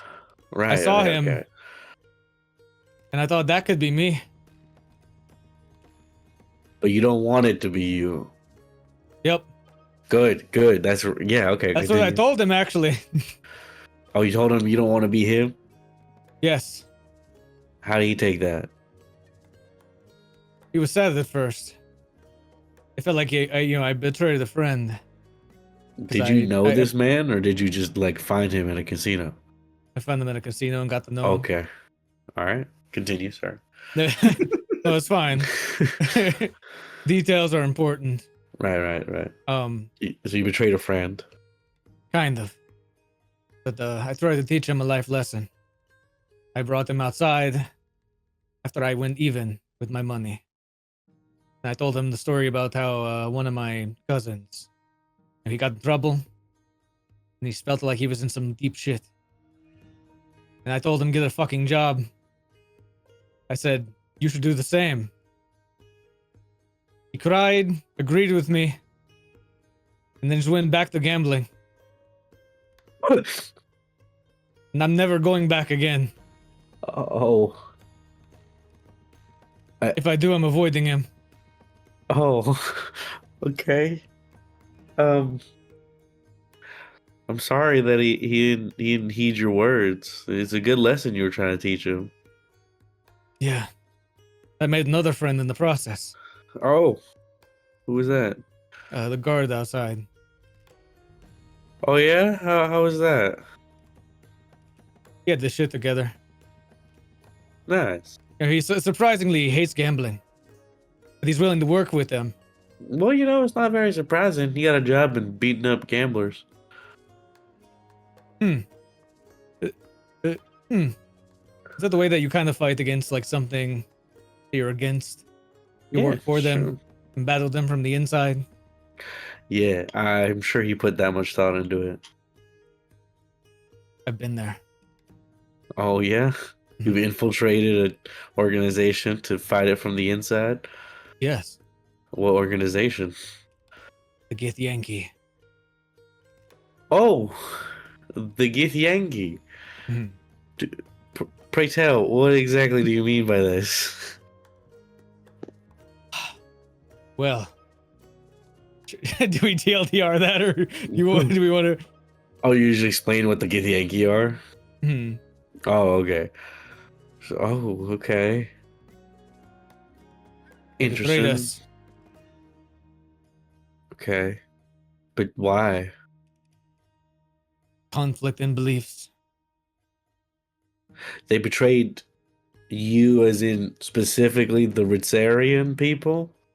Hmm. Okay. Well, it started off as a betrayal of me. Oh, just you specifically as a person. Hmm. But I was respected. Because I was respected, people decided, let's join up. I follow him. I respect him. I want to follow him to the end. That's what they did. And I led them away. And now you're here. Hmm. Gambling in casinos. Yes. Are you?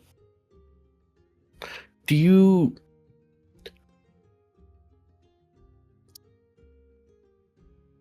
If you were given chance to go back to where your people might be now, would you go or would you wait until you were stronger? Hmm. It brings up an interesting question of like, if me being here is the reason why I'm weaker. Why I would that be don't the really case? have an answer. Yeah, I don't have an answer. Oh, That's one of my theories. interesting. I don't know anything about the astral sea, so I wouldn't have an answer either. But maybe, but I just because you were super strong, but you still said that it was really dangerous, and so it's like if you end up going back there as you are now, you might just sort of get your shit rocked. Yes, that is something I'm not willing to gamble. Even after putting your faith in some Cetus. Hmm. What I am willing to gamble, though, is searching for them here. Oh, Better to do that first. Know whether or not, I'm not going back for nothing. well, this is great. This is a much easier search than for Runava's thing. It's much easier to spot tall, lanky, yellow people around crowds than it is little shards of things hidden away in basins hundreds of feet below the surface of the earth That's true. of Starloss. The fact that, it kind of saddens me that, I'm the first person they've seen like this, though. It drags down my hope. Oh, you make a point. Huh. Maybe they're in hiding. Could Did be. you spot any of your people on the other side of the storm wall? No. No. Okay. Well, is there any way to differentiate a Ritzarian from a Githyanki? Hmm. Well, to get Yankee, they don't really clothe themselves very well. Their armor is a little revealing. Oh, okay. Oh, that's what you mean. I thought They're you meant also like really a lot more angry. Oh, all right. More angry than you can be? Yes. Okay. So I'm looking for people who look like you, are angry, and have a poor fashion sense. Hmm.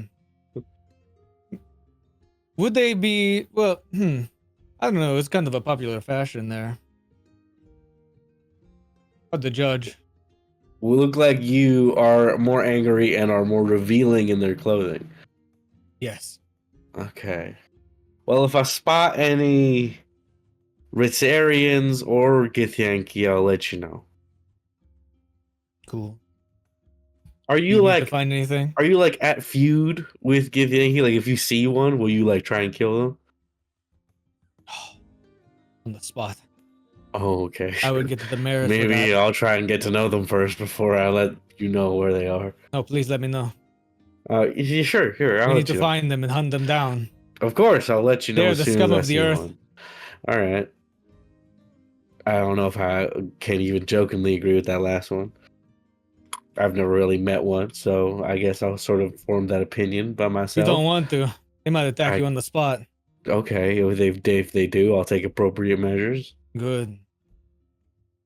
You get me, Which right? is not wiping them off of the face of the planet. That's not the step I would take. But You don't know these people. I don't. Exactly. That's my point. I don't know these people. I don't want to wipe them off of the face of the planet. But once you do, you'll feel the same, I'm sure. Okay, I guess we'll cross that bridge when we get to it.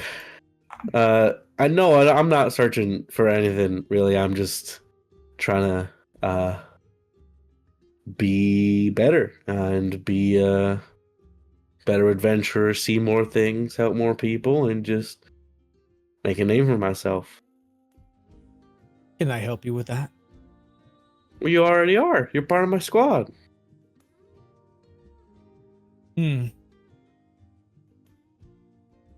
But more. I feel like that I could do more. Like what? Oh no, just ask me something. I don't need I anything can be right reliable. now. Okay, well if I need something, I'll let you know. Good. But I don't need anything right now. All right. So all I need is for you to keep on being my friend. We friends? I would certainly hope so. Hmm. Do you think we're friends? I would say our relationship is gone up quite a bit. We could be friends. All right.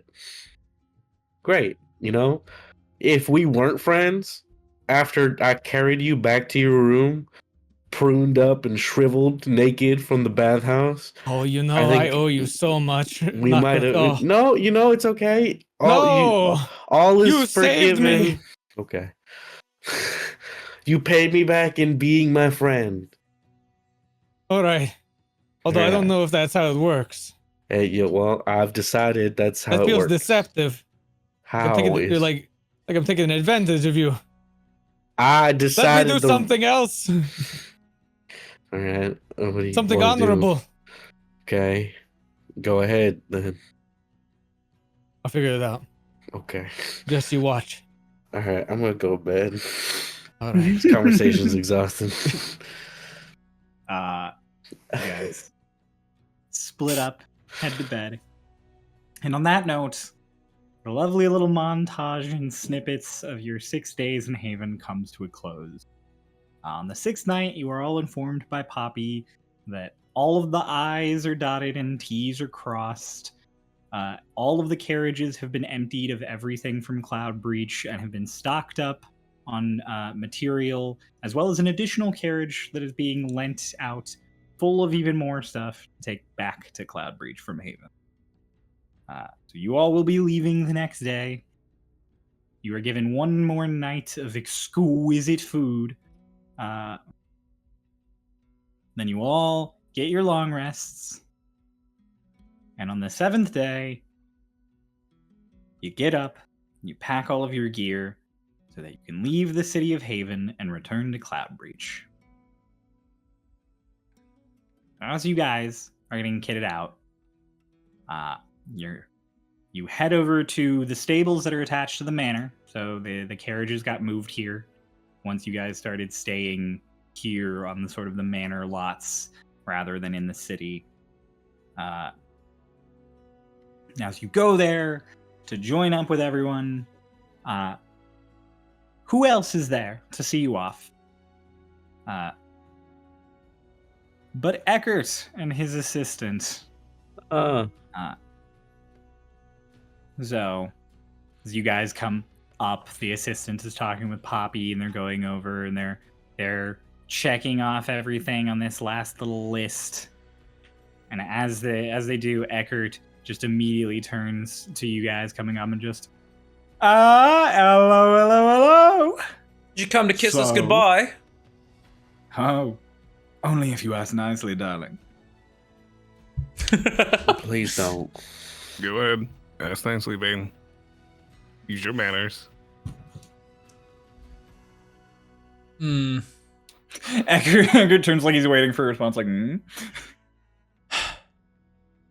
Thanks, but You hesitated too much. No, none for you. All right, I hope you all enjoyed your time here. It was lovely. Of course. Again, sorry we got off on such a strange foot. Oh, it's no worries. I forgot about it already. Oh! Well, in that case, I won't mention it anymore. Right. I wish you all the best. And of course, if you ever want to come back to Haven, there'll be a place for you. Maybe not here, but somewhere. I appreciate the far- hospitality. As all of your time with the Drake Guard goes, how'd you enjoy it? Was everyone good to you? A mail was a dream. One of my best. Make sure you tell her I said goodbye.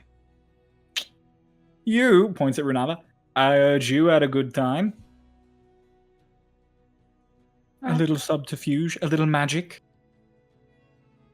What I'm good at? You got a subterfuge. I'll tell you later. And of course, turns to Ritz, the big money maker. Tell me, did you break even or did you come out on top? I came out on top, technically. At least on one of the first nights. The wise man knows when to go all in. The wiser man knows when to fold. I think the biggest win I won was learning a life lesson. Watching this little guy just pour his life savings down the drain. He's gonna start again. That's heartbreaking. Tried to help him. Unhelpable. Are some people just beyond help? You can't get to them? But it's alright. You did your best, mate. He, like, playfully punches at your shoulder. Playfully punches at your shoulder. He's not... Eckert's not, like, a small dude. Eckert's, like, 6'4". Yeah, but isn't Ritz like Ritz 7 foot even? Yeah, so, I mean, you could just, like, punch at him. He doesn't have to go up. Well, He's you just said like, "Hey." shoulder, that's why I was making the joke of kind of like... like he thinks he's like gonna high five him or something. But then he'll like do the awkward fist if he like goes like that. Oh, the turkey. You do, like, the no. awkward fist, and he just, like, takes it and, like, all right. Turns to Bella and just... I didn't hear much about you this whole time, actually. Oh, well, I mean, I Did was you just enjoy the vacay? just having a good time. Quite good. Any find anywhere good? Any diamonds in the rough? You know, a few little places here and there. Some parks, some wares. Not enough parks here in the city, if you ask me. Hmm. Especially in the inner circle. Dreadful. Where am I supposed to go on lunch?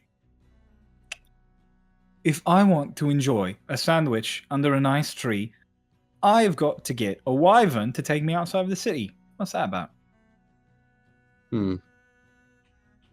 I mean, you could go to the Wanton Wares.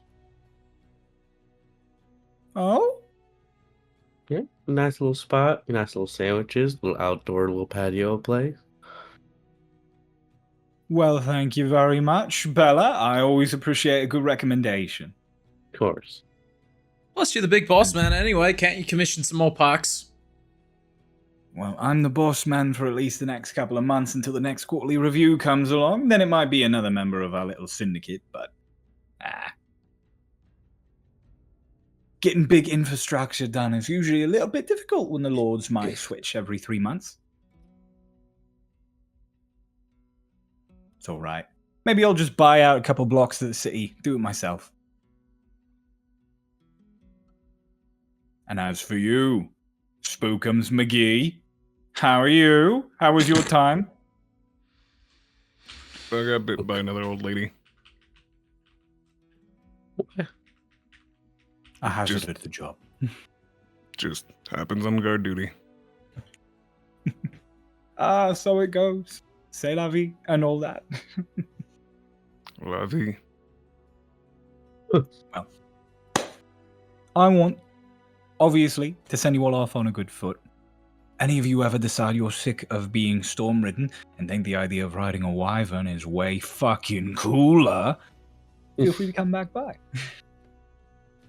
And if any of you ever need to do any deals in Haven, number one, you're clearly in the shitter if you've got to deal some deals in Haven. But number two, feel free to come to me. I'm an excellent mediator. And he goes to shake all of your hands.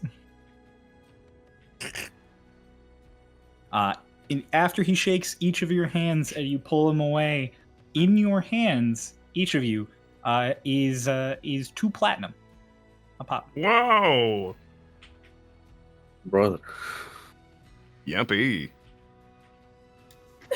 What do I owe you for this? I cast Detect Magic. You cast Detect Magic? Yeah.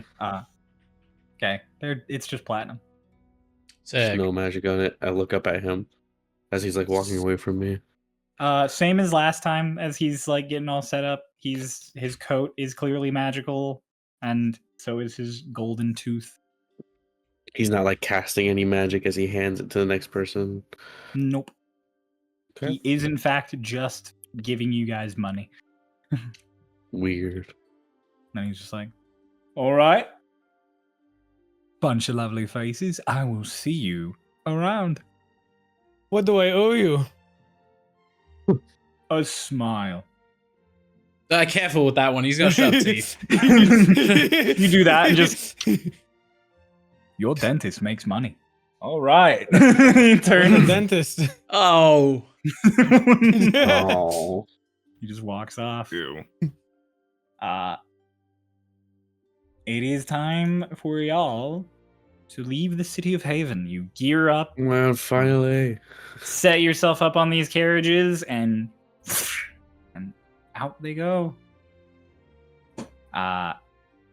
Travel begins. You are heading southward. And this time, to make things a little simpler, most of your journey goes fine. I am only going to ask for 1 travel roll. Uh-oh. Not pulse, not pulse, not pulse. Guys, I've I was been gonna say rolling let awesome Jess this do it. session. Make Jess do Hey, it. Jess. Wait, didn't not do Jess, not anything Jess, not this Jess! Make Jess do it. Yes, Jess. Ray, save us! Hey, how Yes. far outside of the city do we get before we let Lonnie out of the bag? That is a good Yes, question. yes. How far outside of the city do you get before you drop Epsilon out of the bag? I say at least first night. Yeah. Okay. Yeah. Wait? That's not Day bad. Ayo. That's not awful. It's a 12. It's not like Hey. Yeah, it's above You average. rolling above a 10? That's a miracle. Yeah, I know that's a miracle. It's true. God, The I didn't. I second rolled a night, 7. you guys let Etalon out of the bag properly, finally. Quick question, query for the group. Do you guys inform Poppy you're about to let a person out of the bag of holding? We should. What And carriage then is she second on, follow-up and question, how much? Who informs Poppy? I was gonna say the real question is how much was it communicated before we let her out of the bag between the party themselves? Because we're not good at sharing. I'll go tell Poppy. Oh. Oh no. You Yeah.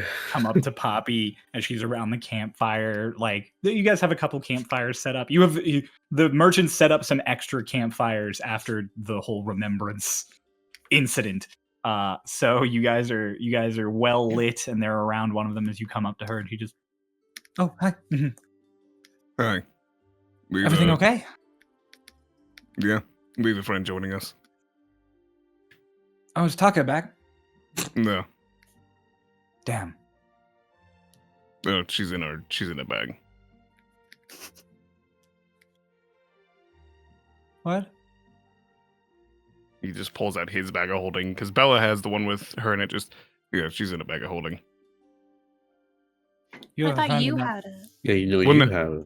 We switch every night. So it's like, remember, because the only reason that Selleck had your bag with her in it was because Selleck could watch it at night and he gives it back to you in the morning. Yeah, this is night Oh. though. Are you? So Oh. is it still back to Bella or? Sure. Selleck has it, why not? He just Okay. she's in this bag. Why do you have- why do you have a friend in a bag? So she doesn't have to walk. Is this a joke? Like this is like a? Is Do it I like look a like I'm little- telling a joke? Is it like a rope? It never looks like you're telling a joke. then it's not a joke. I've known you for 3 weeks, and I don't think your face has ever changed. I hope it's okay if we have a friend join us. I need more than that. Why is she in a... How is she in a bad... If she He reaches in, just like goes for an arm. Oh, all right. And he just like holds up the arm. Wave, if you can. sees the ball joints and is like, ah, Is there that's any, why you didn't die. yeah, any quarrels with this? Oh my god. Where are the rest of us during this conversation? You're around the other campfire. Okay, there's more than one. Got it. Yeah, there's like 3 campfires that are set up right now. And so she's just like, why? Why? I thought you were dead. I was so worried for like 2 days. And you were with one of that you with. There you go. How long has she been in your bag? 6 days. Oh my god. So it's probably a good idea to let the cat out of the bag. That's not a cat. That's a That's a whole ass woman. Hey, these earn points with me. Get her out. Just pull Antelon out. Just Somehow, by the scruff of her hello. neck, she does not have skin. The scruff of the silicone. Come on, Lenny. yeah. Hello. Hi. Hi, am I allowed out? Oh, this is not the city. Yes, I think I am. She steps out of the bag. Oh my god, we have a forged. Hello. Hi. Oh, this Oh, is you're so. new. Hi, I'm Hello. Poppy Rodriguez. It's nice to meet you. Another person named Poppy. That's such a lovely name. There's multiple. There's another Poppy. Well, he told Yeah. me about someone named Poppy earlier. Yeah, they're a Okay. goon balloon. Not dwelling on that. Is it fine that she hangs around? Is that going to be a problem? What are we gonna do with her if she doesn't? She stays in the bag. No, she doesn't stay in the. She like half punch, half shoves you, and she's like, "No, we're not leaving a person in a bag, you maniac." I'm all fine Wow. with being in the bag. No, stop being fine with that. It's all right. I mean, Oh it's out near the my- city. I think we got the okay. I appreciate your concern, though.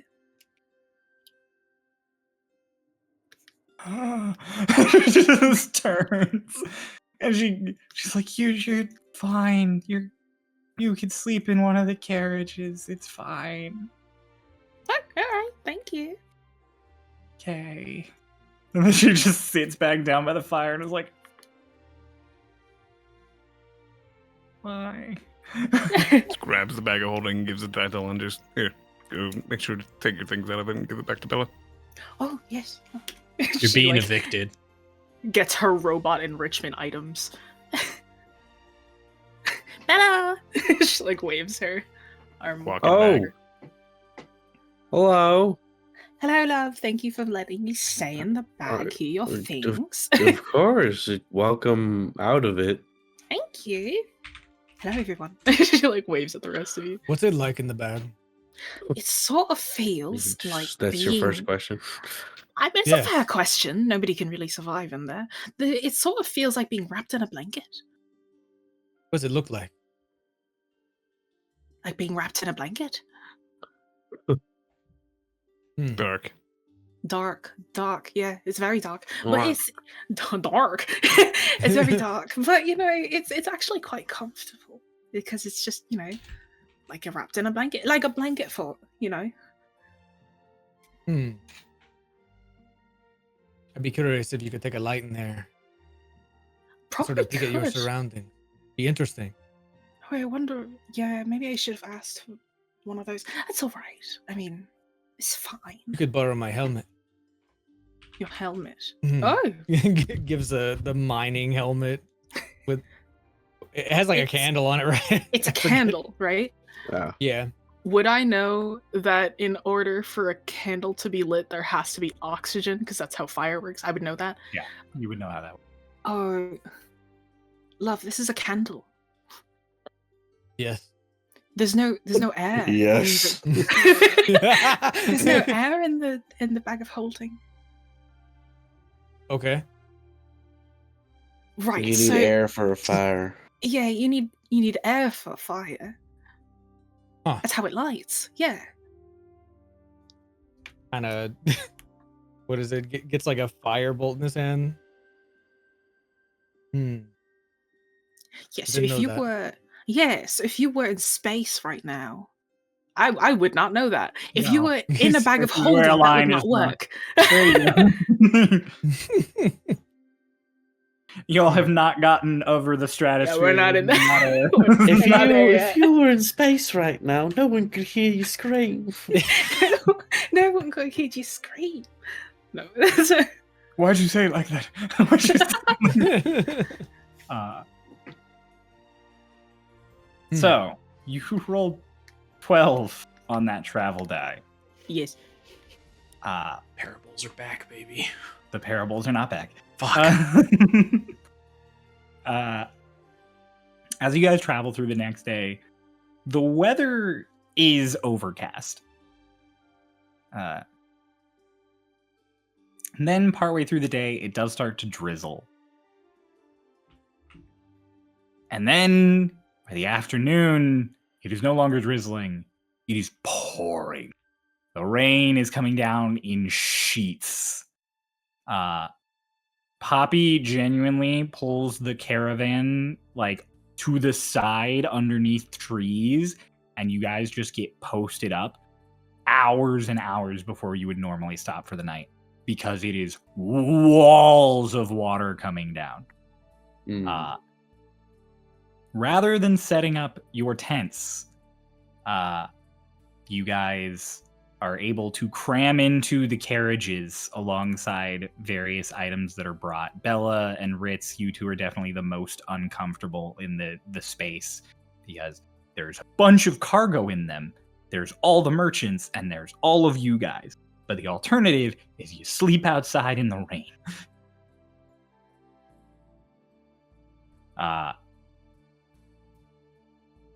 Yeah, Ethelon? Are you gonna go in the bag? I was gonna say that was not what I was gonna say, but that's a better idea. I was gonna say Lonnie was gonna offer to like take herself apart so it's easier to put like her body parts in different parts of the carriage. That's worse. But you know what? That bag that's smart. That's a smart idea. Yeah. I call dibs on sleeping with Lonnie's right arm. Just like everybody just cuddles a piece. It's like cuddling up with a blahage.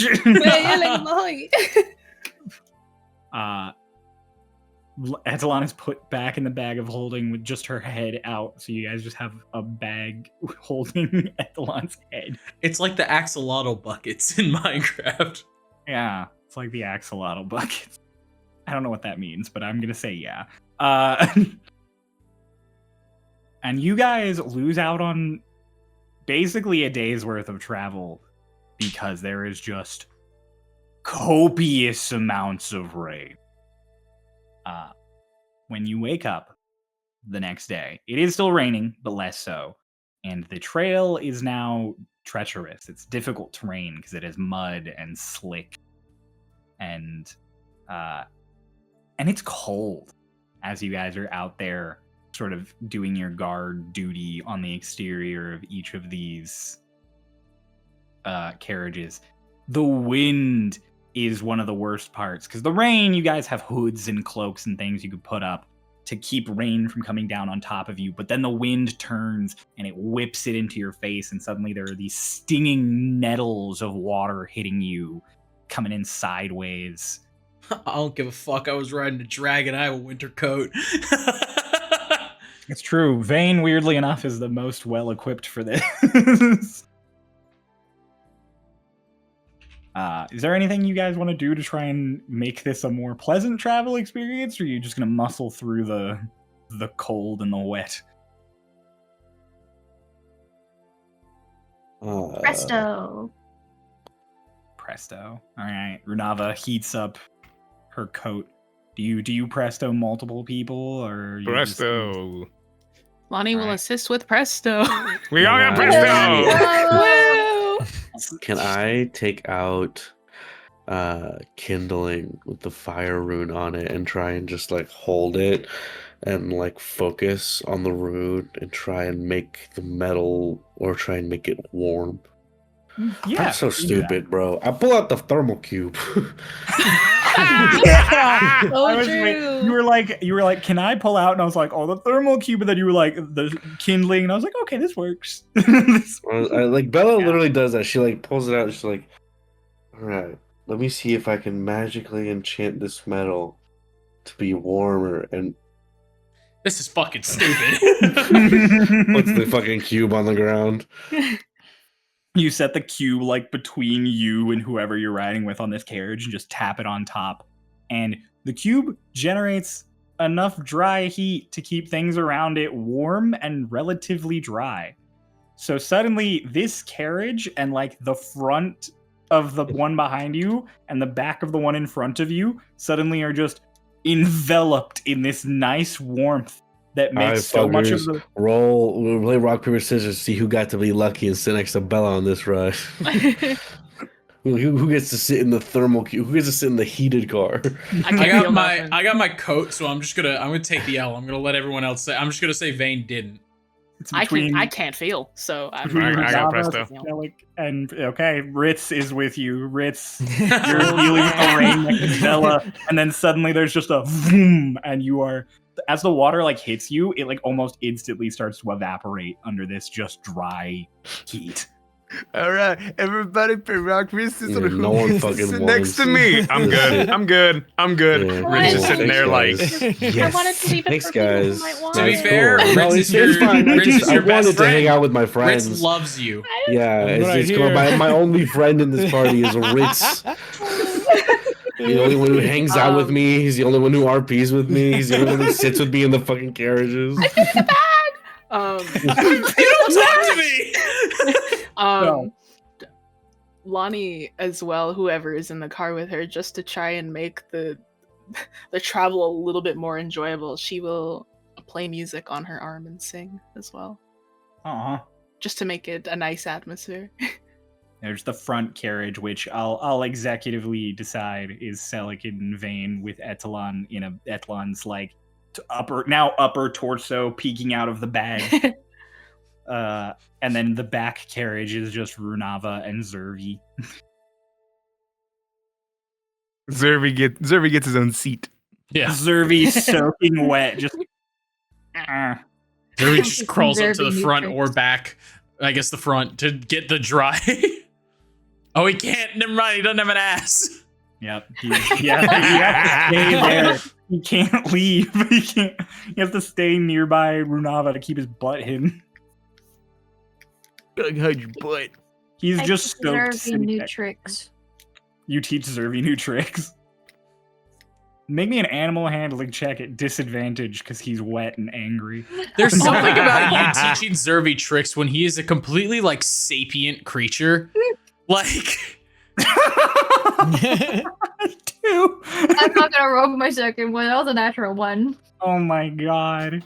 He sits there as it's raining and you're just like, you pull out a little food and you're like, Zervi. You try and teach him to do things and he genuinely just soaks like hair coming down in front of his face. Literally just looks up at you just like,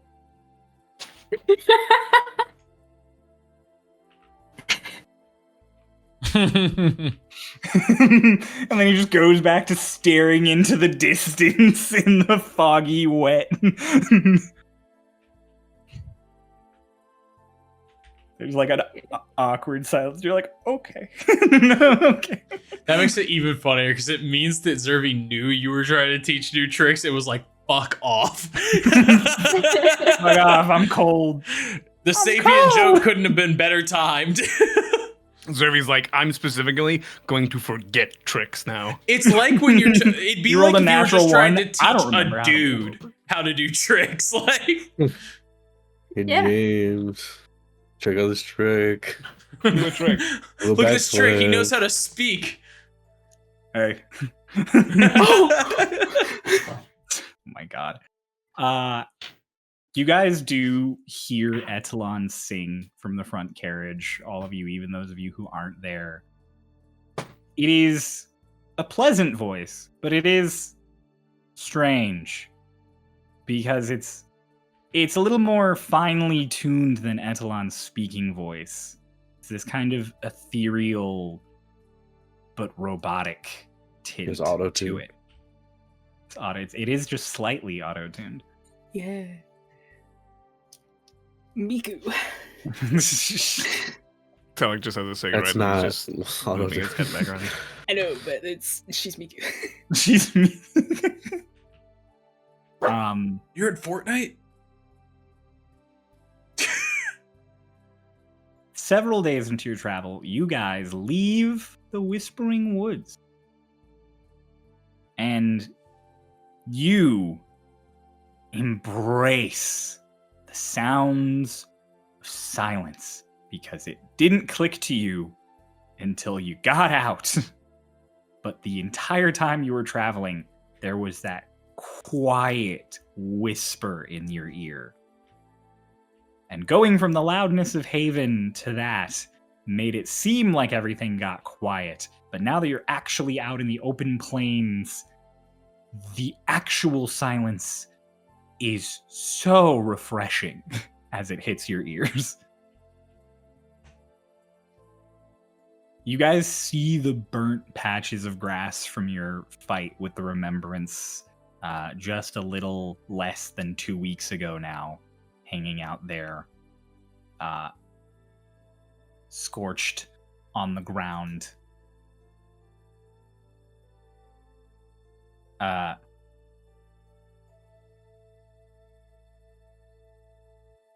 And then everything clears up by the next morning. No more rain, no more clouds.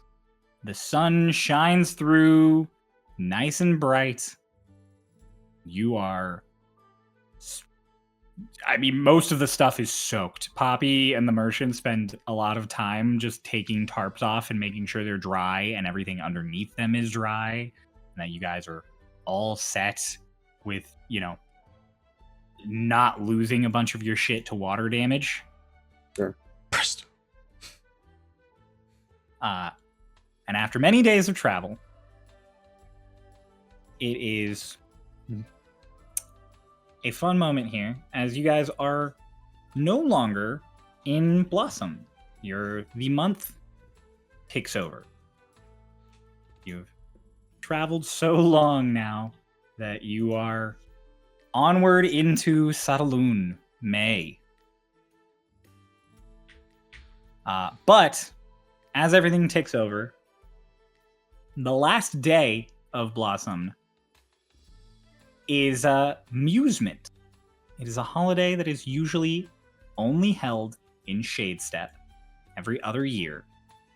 But here, on this side of the wall, it's held pretty much yearly and with lots of people because they miss home.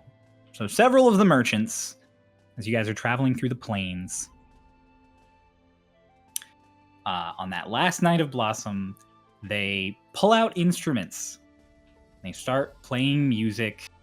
They hand out nice little packs of food to all of you so that you can sit and just appreciate the sounds under the moon.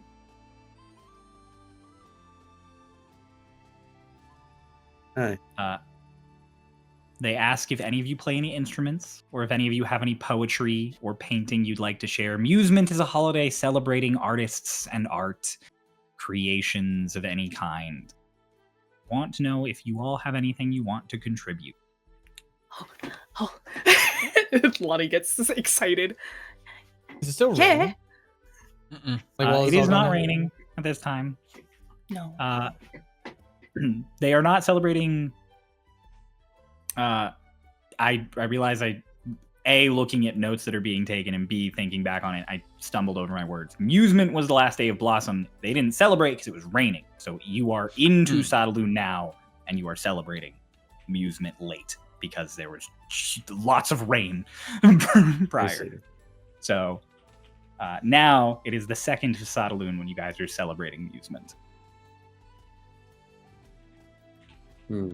Give me a minute.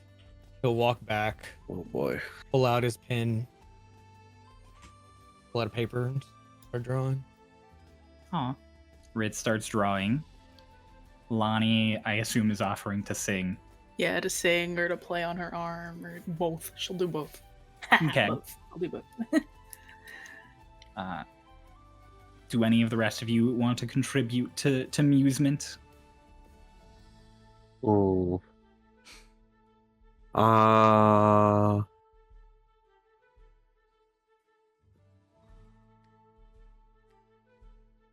Fuck.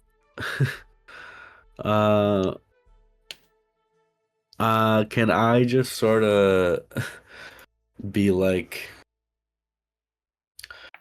I want to just sort of play support. Like I want to be like lead stagehand. I'm getting everything ready. I'm like setting things up for other people. I'm like helping carry around instruments or do things. That's fine. One of the magic things about art is that it's often a collaborative effort. So you are able to help. That's cool. I Selleck, help. Vayne, Runava, the three of you got anything? Vayne has a moment of just like, I would show something off, but I used to tag stuff in the Talon Isles, and I don't exactly want to do that to the poor grass here. I think and he kind of looks at it all still like a little damp and everything. I think it's been through enough. One of the merchants is like, is that caravan we're borrowing from Haven? We can just say that someone else did it. Shit, can't argue with that. And he twirls his dagger. And yeah, Lonnie, I guess this is only really, I guess it's new to everybody because he mostly used it around Bella.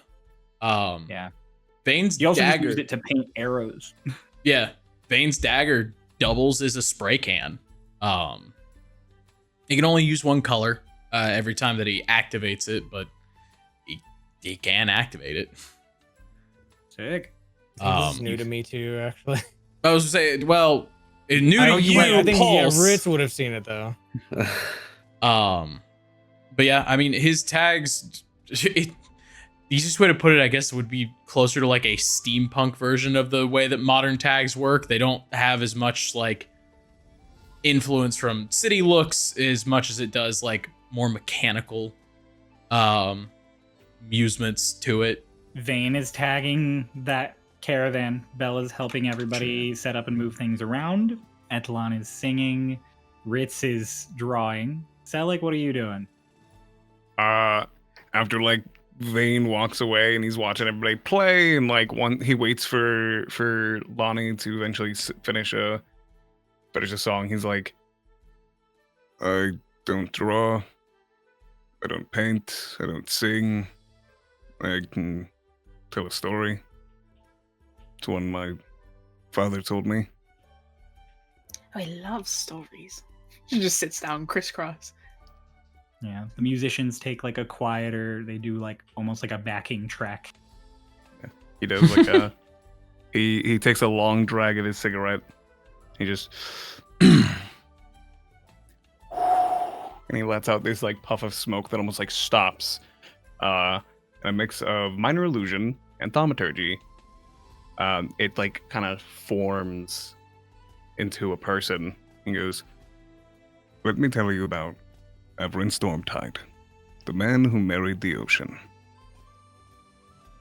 Ooh. And he goes through telling a story of a sailor who like was wrecked and on the brink of death and found himself at the bottom of the ocean. As he tells the story, it like changes. It doesn't fully animate, but he's like changing the picture, almost like a storybook of like a wave or that same figure floating down, going into a long story about a man who was saved by the ocean, and could not stand on land ever since, over this longing, and every time the ocean, the waves themselves crash, it was as if the one he loved was waving at him to come back.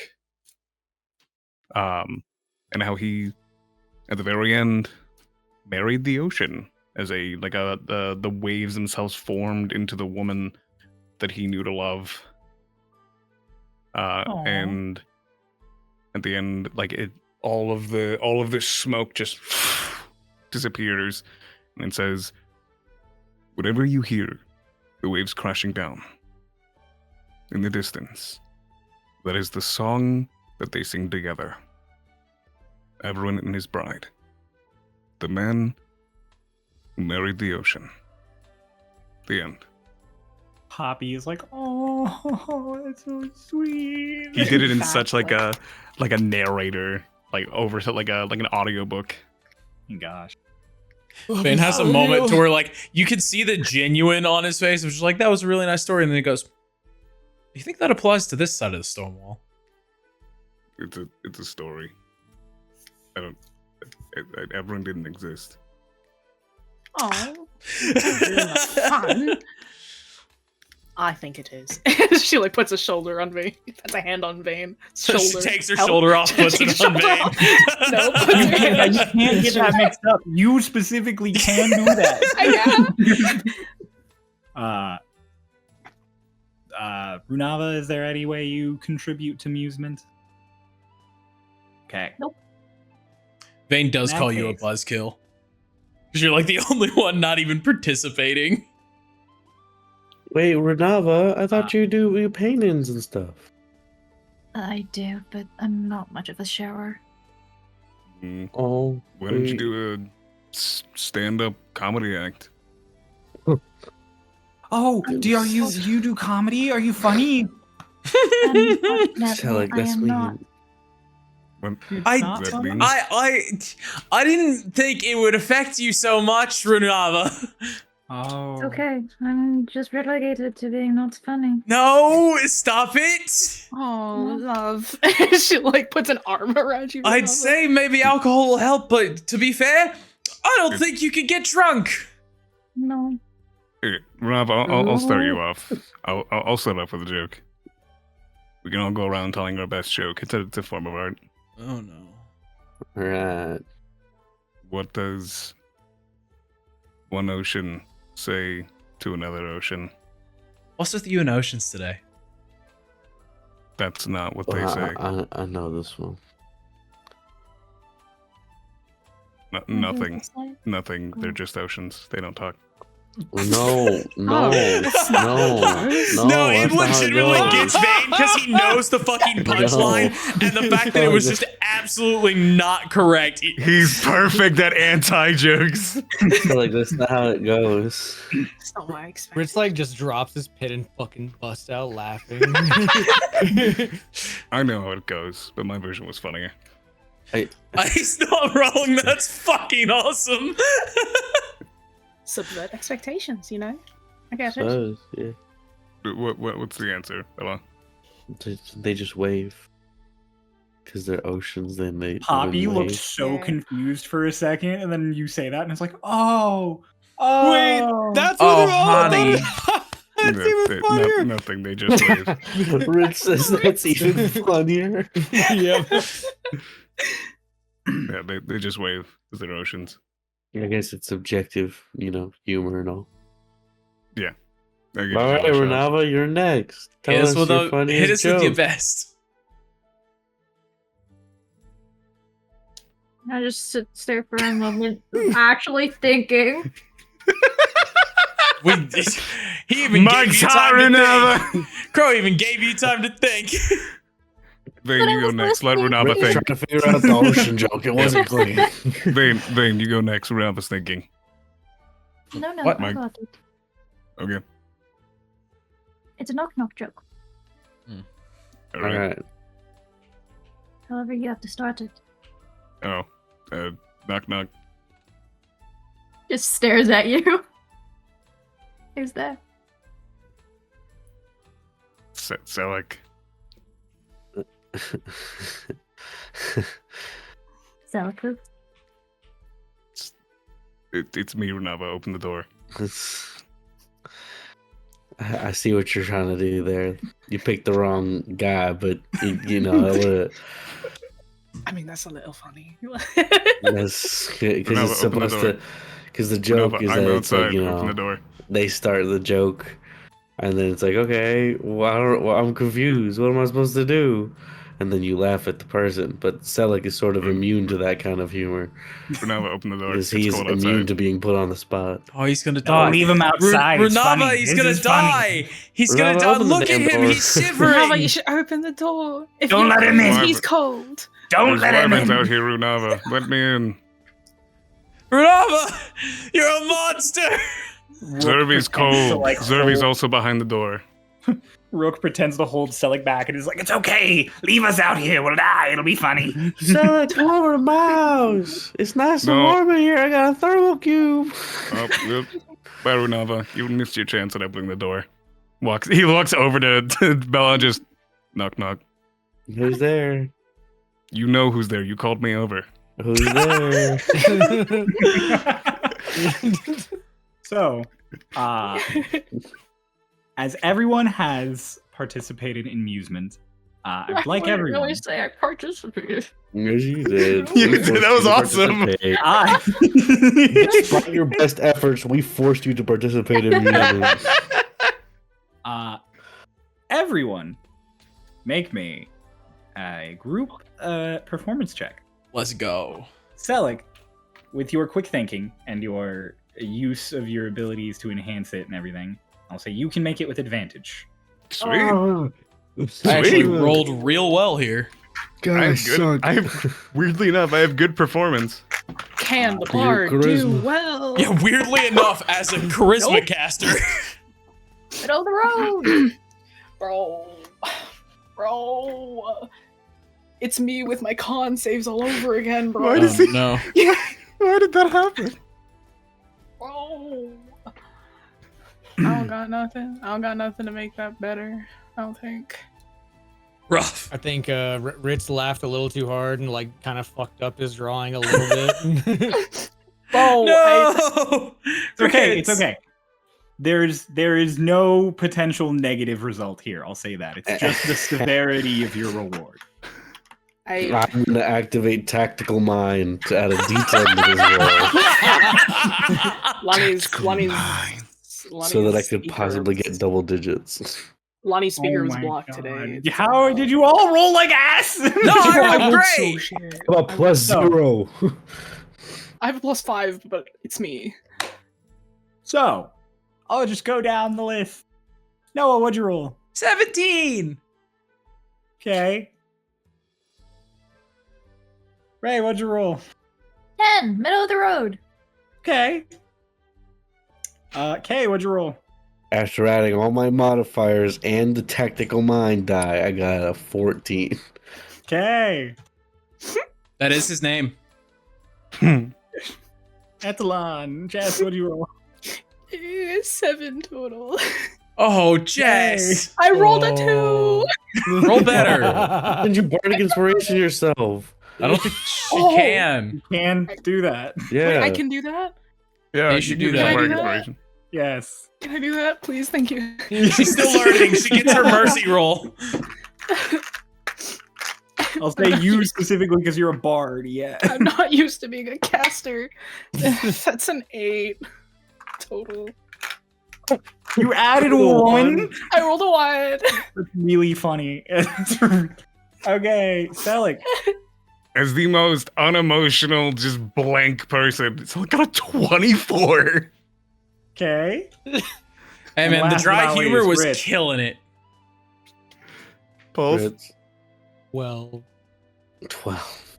I That like could've to been worse. imagine, you know, maybe Ethelon was just so caught up in observing everyone else that she forgot to participate on her own. It was like she's so busy looking at everyone else. It's like she's in the middle of playing a song, but like she kind of forgets to keep going. She sort of just plays the holds same the one riff. key. Just holding the one note. It's like, oh shoot. It's like a record skipping. And on and on and on. Well, this is why we don't trust AI generated music. Your guys' average came out to 14.16 repeating. So Which means it rounds up to Also- 15. it's true. It does round up to 15. Oh, I was if you fucking decide- joking. I thought we were just rounding to closest. round up. No, it does 15. round up to 15. Wait, why So- are we rounding up? Shut up! Okay. It's 0.1. Because it's D&D. Okay. Because Cryo likes us. Because it's D&D, the game where you famously round down. Okay, shut up. I'm being nice. I appreciate It's because you guys were so close to 15 to 19, which is better rewards. So I'm like, all right, I'll be it. nice. It's like we're emailing our professor like after the final, like, please, my grade is an 89.6. Yeah. You all, for your participation in Musement, gain a point of inspiration. Let's go! Yappy! This is a permanent point of inspiration. It is a proper, you can put it on your list and use it for the future. Fuck yeah. What would a reward have been if the average was 10 to 14 or whatever the lower one was? The lower one is on Kiss your on the next day cheek. of travel. I would have rolled on a table for you guys to have a pleasant encounter that could either potentially give you like fun little story things or a little bit of money. Right. And then lesser rewards are you guys at my discretion. I could have secretly added a D4 to any of your rolls. But that high and natural 20 would have been you got inspiration plus a bardic inspiration. Nice. But Wow. We're not I would've really got bardic coasted on this inspirations. group project. yeah. So, but with your guys' average, you all got inspiration that you can use. So, you guys enjoy the holiday of Musement, and then you begin your travel again. Head down past River's Dam. You head past River Dam, and you go off to the train station, to the delivery.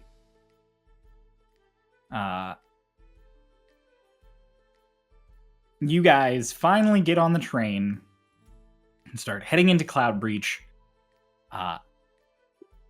Very late on the 5th of Saddlemoon.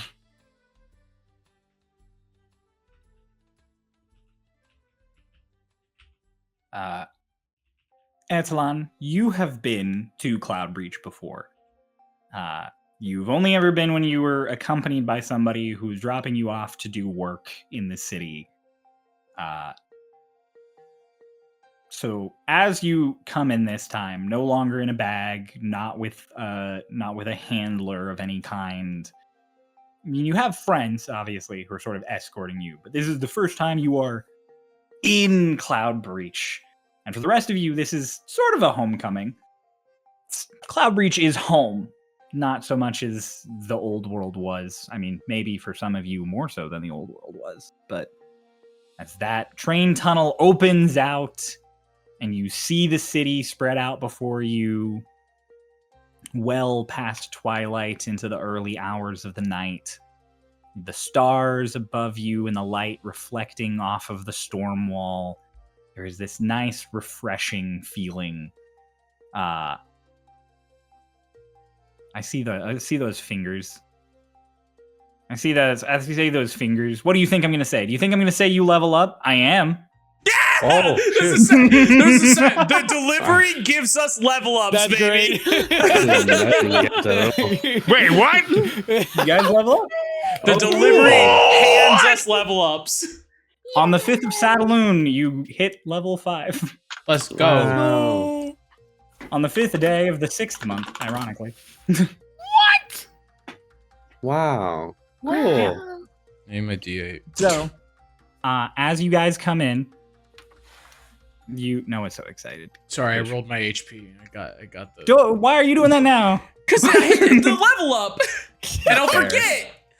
That's fair. So, You guys In a come into a mid-session. stop at the station. And the doors open and everybody starts unloading things. And as they do, you guys are all met as you step out with 3 people, which is a little unexpected. Lance, which, over under 50-50, you thought he might potentially be there. Delgado, which you're like, oh, okay, that's probably not great. And Elect, the head of the Magic Guild, the Fae. All 3 of them are standing there, and as Poppy comes out, she just like stops and has the biggest like deer in headlights look, and she points at herself, and Delgado just shakes his head, and she goes, "Oh." And then she turns back and she's like, "I'm so sorry." Vayne, you point at yourself, and Delgado just. Vayne like thumbs up or thumbs down like the Emperor. You start doing the thumbs up, and it starts going to thumbs down, and Lance is just next to Delgado, like, stop. I'd be like, howdy there. Let's see Lance and Captain Delgado. And I forget, what was the third person's name? Sorry. Their name is Elect. And Master Elect. Oh, we're going with Mister today. They like kind of say I said Master. Like Oh, I Guild think you said Master. Master. They said Mister. Master. And they just Elect. Lance is like, oh shit, my boss is here. And Delgado has the same face you've almost always seen him wearing. Mhm. And Elect is just like, hi! It's a pleasure to see all of you. I'll It's see great you to again. see all y'all Oh as wait, well. I've never seen you. Wait, I haven't seen. I might have seen you. You've seen me. Great to see you. Hello, Ritz. It's good to see you again. Wait, who is this again? The Wait, Fae had- that you studied with during that session that you weren't here, and you were hanging out with the leader of the Magic Guild. Hmm, He doesn't my run study around. buddy. Yes, hello. They walk over. They're 6'9", so they are close to your height. They come over and they're just like, oh, they put an arm around you. This one. This is my favorite Stormridden. Look at him, points at Delgado. He's a sourpuss. He sucks. This is what a Stormridden should be. So silly. What's with the warm welcome? Had some things to discuss with you. Lord Master Black sent ahead. Oh, Right. shit. All of us? Yes. I think it's my fault. Mm. She like leans over. Yes. Delgado just confirming. If all of you could please follow me. Delgado just turns on the spot and starts walking. Vayne looks back and Electric. just like, It was good seeing you. I'm glad you Oh no, I'm made-" coming with you. Come along. Oh, Like, no. brings you. Vayne just turns back to Poppy and is like, I'm glad we all made it back safe. You guys did a great job at making sure we didn't die. We'll You miss might you. die now, Yeah. though. Yeah, Yeah. pleasure doing business with you. It wasn't. I mean, I guess it was business, but I was just thanks for good sword stuff. And I use a magic knife, stuff. but Vayne's like, I use a knife, but whatever. All right, later. Goodbye, Squad 13. Uh-huh, Poppy. lucky us. Goodbye. Good luck with Guys future walk. travels, whatever. Realistically, anything that could happen in the future. Why For are you you. so creepy? Stop it.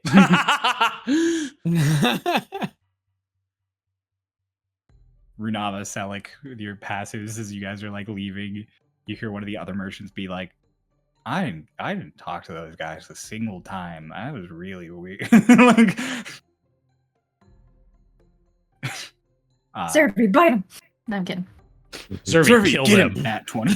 Nat 20. Imp! Rook, take his soul! Yeah, I I know. have a name. My trusty imp go and take his soul.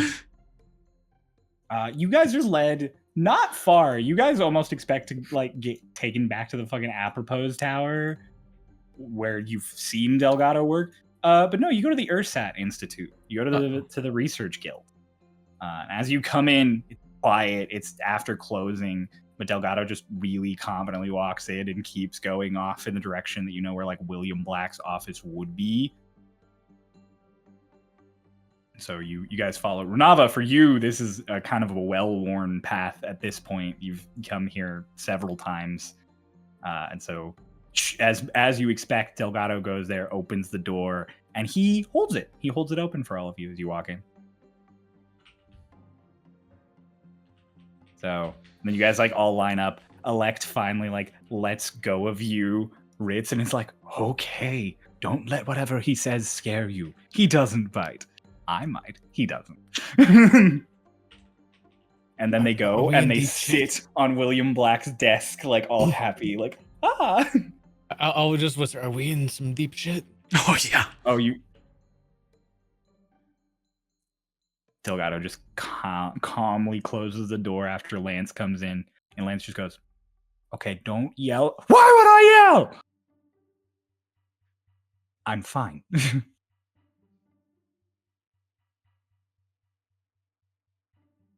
I just want to know. None of you were involved in the orchestration of the events at Eckert's Emporium, right? Nope. I see the 5 heads shaking that I would expect, and I see one not shaking, which I'm not surprised by. Looking at Etalon. Okay. You're one of the ones who came here legally before I outlawed the Forged, aren't you? Was I? Well, have you been here in the last year, or are you older than that? Older than that, yeah. Well, then you're legal, at least. What's your name? Etalon, sir. Turns to Lance, who's just like, I don't know why I had to carry this. He opens a book and starts flipping through it. Yeah, we have an Etalon here. Hey, Locked, if you could. Locked's like, ooh, fun. This is why I'm here. Boom! Like they slap a hand down, and immediately all of you are surrounded by a sweet scent of flowers and a cage of green light. And then they just kind of stand and they're like, someone lied to me. Go ahead. No. I miss my wife. Is that an actual lie? What the fuck, Pauls? How do you even think about it? Something so different. Decide. If it is a lie, you can't say it. You're in a zone of truth. Damn, dude. I shouldn't have. Pass it to someone else. I didn't say anything. No. I am a purple hippopotamus with wings. You start to be like, I am a purple hippopotamus with wings, and you're like, I am a... And you have to choke back the word Dampier. Yep, that didn't work.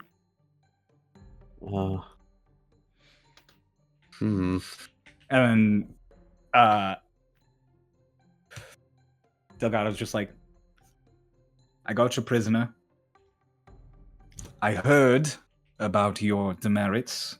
I think Lawmaster Black was a little lenient with all of you. I'd have gone for 5. But there's a whole thing called double jeopardy. I can't punish you for the same crime twice.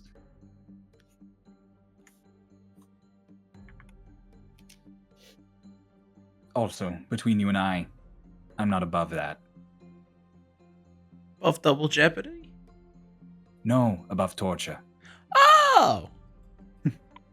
I appreciate your leniency with us. I'm sure if you wanted to, you could figure a way to give us more demerits. I don't want to. I really don't want to. Did Eckert bribe any of you to gain information from us when you came back? Eckert gave us money. No. That is it. Were any of you in contact with any other of the lords of Haven?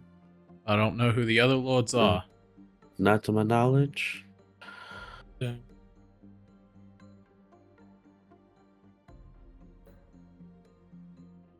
You points at Etalon again. Just. Did you orchestrate the murder of 73 people in Eckert's Emporium? 73? She smiles. Yes. Do you feel any regret for this action? No. If we allowed you to stay here in the city of Cloudbreach, would you be a threat or danger to the citizens of the Enigmatic Exploration Committee? No.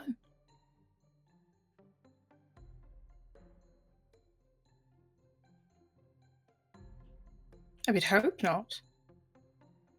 Did all of you bump into Tucker on your way out there? Yeah.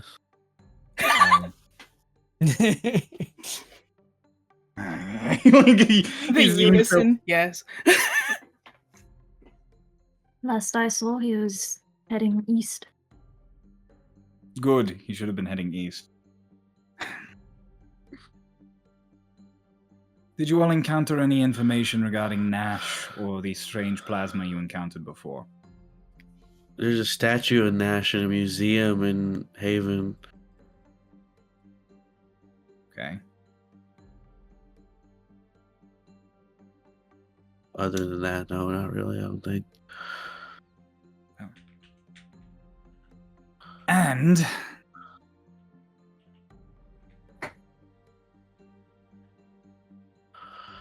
Lance, you have anything? No, I didn't even want to be here. And then he kind of just bites his lip because he's in the zone of truth also. He's like, Oh, is everyone in the zone of truth? yeah, they're like everyone's standing shit. around the desk. You're silly. Points at Lance. That's our guy. Yeah, I'm their like guy. it. I like your hair. Thanks, you're really pretty. Thank Mm. you. Built me that way. Hey, Lance, what do you really Dimes. think about us? What do I really think about you? You're fun. You're fun. You make my job more entertaining, even though you also make me do paperwork. But everybody makes me do paperwork, which I hate. Oh, Aw. lovely. Understandable. Lance, While we're Fuck. here, I just want to let you know, Lance, I appreciate everything you do for us, and I couldn't have hoped for a better leader for our squadron here. Oh, thank and you. and despite what, oh god, well, I was gonna hold back, but in the zone of truth, I just looked at Elgato. Just despite what everyone else says about you, I think that you are a great leader, and I appreciate everything that you do for the EEC. Delgado is not bothered at all. He doesn't seem Okay. even shocked. he just nods. And he's like, I know. Cool. Well. All right. It covers all of the basics, I suppose. Is there anything else important that happened on your trip that I should be aware of? we got ambushed. Yeah. We were attacked by some guys in a cave. His name was Dane, I think, and they had a lot of bombs on them. Spotted the group of the guy we sent back. Okay. That corroborates his story. They seemed like they had a whole trap set up for when we were down there. Yeah, we've been talking to him. Locked is like, it's been so fun. I've gotten to do this. I've also gotten to do a lot of this. They make like a stabbing motion. Oh, what fun! And that got Right? me 3 fucking demerits. I reach into my bag and pull out the Vicious Bane 2 swords. I'm like, their leader used these. I don't know if that would help you at all. There's like basilisk weapons. Have you identified them? Yeah, what was Mr. Black did, they're basilisk sort of infused or Would you blessed. mind if I held on to them overnight? No, go for it. Yeah, it's fine. Thank you. They just like can, drop them and they're petrify gone. someone. Okay. I could petrify someone. Go on. And Delgado's like, Okay. Sorry. we'll talk later. Okay. You all have any questions? Mm, I can't lie to you. Not that I ever would. what's gonna happen with Etalon? Etalon is officially a research project of Lawmaster William Black. Oh, lovely. His proper forms will be submitted when he returns from his expedition. So, until then, you are given free roam here of the Airsat Institute, and you are allowed to venture out with companions, either Stormridden or members of the Research Guild, into the Cordways.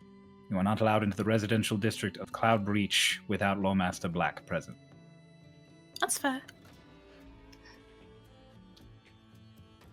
I would request that you be cooperative with the researchers. Both because it would make everyone's lives easier as far as paperwork goes, and also because it would probably make you more comfortable. Yeah, Also I because love all of talking to these people. nerds will be so happy to study a forged hands-on. I said Oh, nerd. wonderful. Yeah. Hey, to be fair, she'll definitely be cooperative. It was her fucking idea. Yeah, it was. I Lots wanted to be of studied. things. Lots of things have been her idea. Yes. Please, in the future, your ideas, scale them down. So she can't come home with us? No. Not for the time being. I mean, this is no offense to you, but the reason Forged aren't allowed here anymore is because a lot of them came through weaponized. Not to I mean, it's mention the true. fact that they are amalgamations and approximations of sapient creatures that can be controlled. It's also fair. I think I pushed the envelope on that sapient part, but yeah.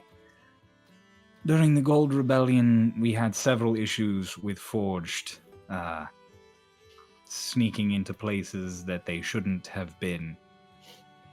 Some of the best assassins of the Gold Rebellion were Forged. Makes sense. Our left arms are weapons. It's rumored that Marquis was killed by a Forged. Oh. A fun little tidbit for all of you to know.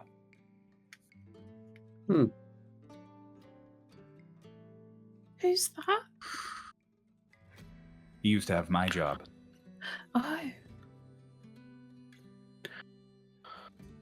So, given that we are done here, Alok just... Oh, I wanted to ask more personal things. Like what? What's your favorite color? Red. Aw, Counterblue. have you ever enjoyed killing someone? Yeah. No.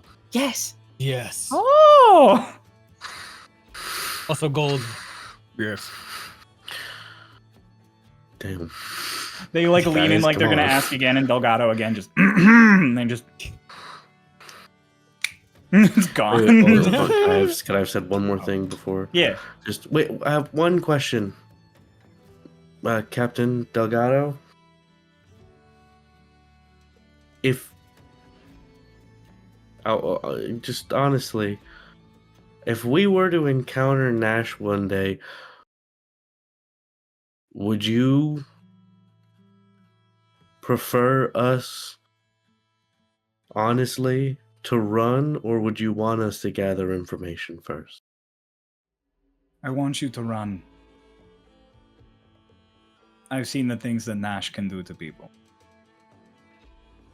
Nash is a horrifying, terrifying monster on the battlefield who has only become more aggressive and violent since I knew him. He is not the person I knew when we were younger. He is worse. And the person I knew when we were younger was aggressive, violent, and vindictive.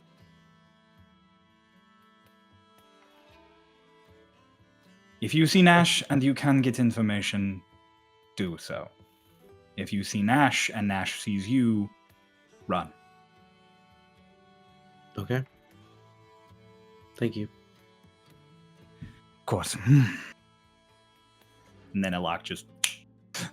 and the cage vanishes, and the smell of sort of books and tea that normally permeates the office is back.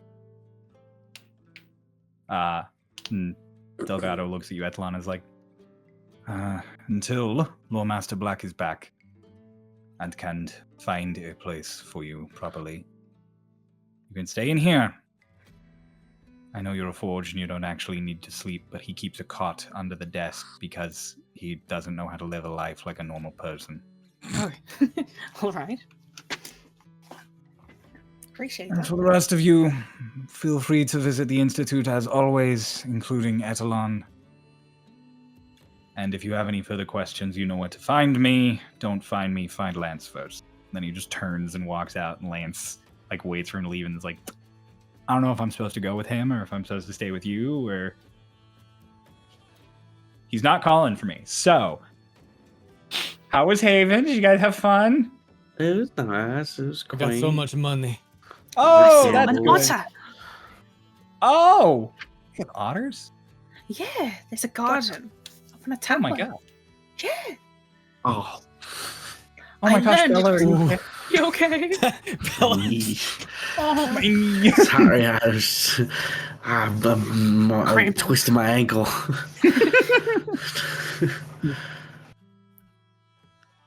Okay, well, back to business as usual tomorrow with regular quests and stuff.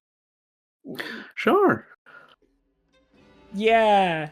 Woo. How have you been, Lance? Sure, he's been having a heart attack up until just about 5 minutes ago. No. No. What were you gonna say, Renata? Should we not hand in the quest that we just finished? With Oh, the Oh. quest. Yes, that's right. With me. I'm the one you hand that into. Hi. Technically, I'm We off right completed now, it. but I'm also Oh. not because I got called in to do stuff. So I'm not We off, but I completed am our off. quest. You completed your quest. Good job. I don't have the gold to give you Oh, because it's back at my office. we I'm can go not in there. my office. Want to go there? You want me to drop it off at your house? That'd be Sure. great. Okay, I'll come by with gold. Okay. Yeah. I'm sorry. Great. It's been a kind of a stressful week. There's all this stuff with you guys, and then William Black had separated from Squad 12 on the way to the expedition, and then they called back, and then they were like, "There's elementals in the desert," and I was like, "Well, yeah, that's the thing you might encounter out there." And they were like, "What do we do without William Black?" And I was like, "Your job." And then they were like, "Okay." Here, Lance. I'll reach into the to my bag of holding. He's like, I'm just like, here. It's to help you relax. I hand him the bee plush. head of a blunt. Get it? Here you go, Lance. Yes. Kieras. That's silly, dude. I'm sorry, Kira's is fucking funny as fuck. Get it? B. So yeah, he takes it and he's like, "Oh my gosh." You can drop that off with the gold later. Okay. That was in the bag of holding with me for a very long time. It was I lovely. like it. Yeah. Hey, Ethelon, you don't gotta say all that. Anyway, it sounds You were- weird. No, it was fun. You're not Yes, in I the. You're not was. in the. You're not. I'm in the not zone gonna of truth ask. anymore. Actually, I'm gonna go to bed. He turns. He just leaves. Bye bye. It's lovely meeting you. Eloct is there and is like, "It's so nice to get out of the tower."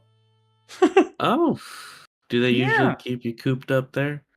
Oh, I'm there as part of a Fey deal. Yes, I can Oh. only leave when I am permitted by one of the other guild heads or Miss Berestein. Otherwise, I would cause chaos throughout the city. That's a little fucked up, Yes. but Oh, no, it's part of my Fey deal. oh, Well, you you got made it. that part of the deal. Yes. Otherwise, I would cause chaos throughout the city. It's my Wha- nature. what- I can't resist it. What do you get out of Oh, it? What do I get out of it? I get to enjoy the new world and all of the fun, magical discoveries the Research Guild brings to me that I can tinker with. But yes, no, I wanted to stay here and chit chat with you all while I could, because as soon as Delgado steps foot out front of the front door, then they're just gone. Oh, I was hoping they would ask us more invasive questions. to be fair, that one wasn't Were they that invasive? invasive. But you know they were raring up for some real invasive ones. If they had They more make time, studying very fun, I will say. they make studying very fun. Mhm. Do you ever get any studying done? Yes. That's give a me the hell of a best question, ideas. Mella. That's good. That's good. I'm glad. Like you could travel here and possibly get ambushed by these crazy dragons. That was one of the ideas. I was Well. like, I think I'm good. Well, I guess we could drop Etalon off at your cot where he'll be sleeping or staying, I suppose. You mean the one right there? And he points at the desk. Oh, I thought it Yeah, was we're in his office Oh. right now. Yeah. We're in William Black's office? Yeah, yeah. Oh. I He's didn't just know not that. here. Well, Yeah. I didn't clock that, sorry. Yeah. Well, now that you have your cot here, I'm glad we traveled all the way over here at the lawn for you. Oh, wait. Who's hungry? Wait. They said Lonnie could come out into the quadways as long as they got a body. You asked the question that Wonderful. half of the party is going to say not me to. Who wants to go to the place that has food so we don't just have to leave Lonnie alone in an empty room? There you go. I would have said no to Okay. the first half, but like I'll keep her company. Well, It's I fine. am hungry, and also we can go somewhere. Where do we want to Let's go just eat? go.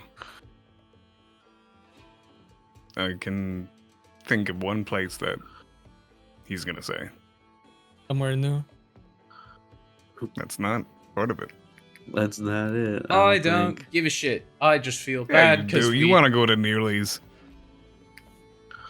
I don't give a shit. Okay, let's not go Well, to Nearly's. That did not. Oh, but I really no.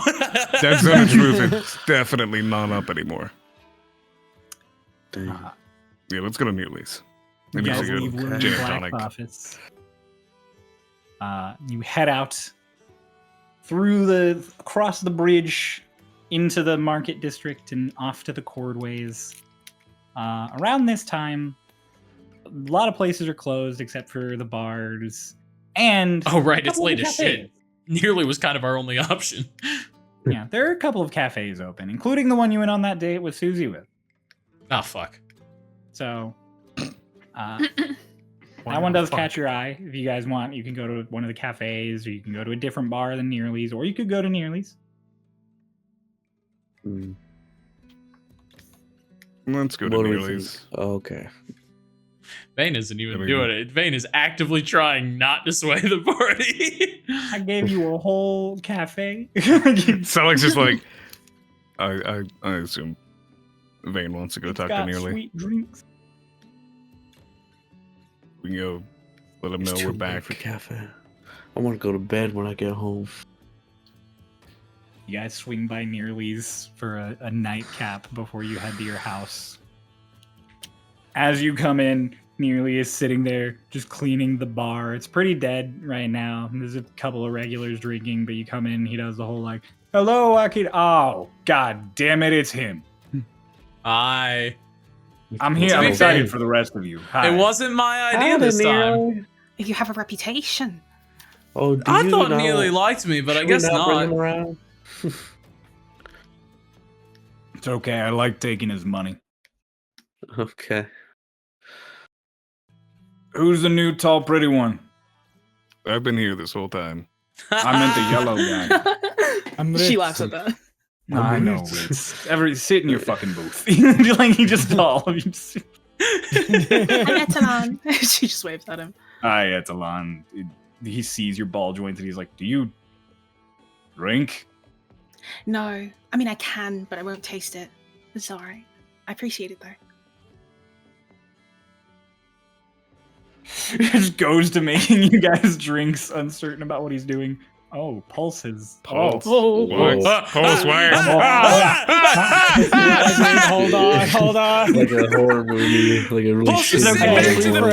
50s. Black No, and it's okay. white now. This happened at a good time. As nearly gets you guys all of your usual drinks, sets you up for your nightcap, and you guys enjoy your nice little moment sitting with Etalon as Zervi chows down on fries and Rook feeds himself through the fucking eye holes of the bag. That is where we are going to end our session today. Ooh. Pulse is Perfect. dead, Perfect everybody. time We for leveled Pulse's up, but we camera. lost Pulse in the process. Pulling up Hey, with we you, winning, like, baby. with a Next Taco Bell game. at my hand. Oh So- my god. Pulse. I want to real quick have a moment to say, Jess, as Etalon is now sort of parting from the party, but becoming a mainstay of Cloud Breach. Thank you for being here. It's not the last time we'll see you, but we don't know if you'll be consistent moving forward. So, who knows? I know, but who knows? I am but a mystery. Hooray! Hooray! Who knows what could happen in the wonderful world of Starlost Stormridden? I don't like that you guys like harmonized on that. What? Yeah. Pulse is having a crisis, bro. Pulse is in the 50s, dude. He got sent back in time. All right. Thank you guys so much for watching and listening and enjoying the story. We will see you next week. As always, check in the description below for links that could possibly support the show. Anything helps. We love you all very greatly. Hi, Marcy. I hope you're enjoying editing this. And bye-bye. Bye bye.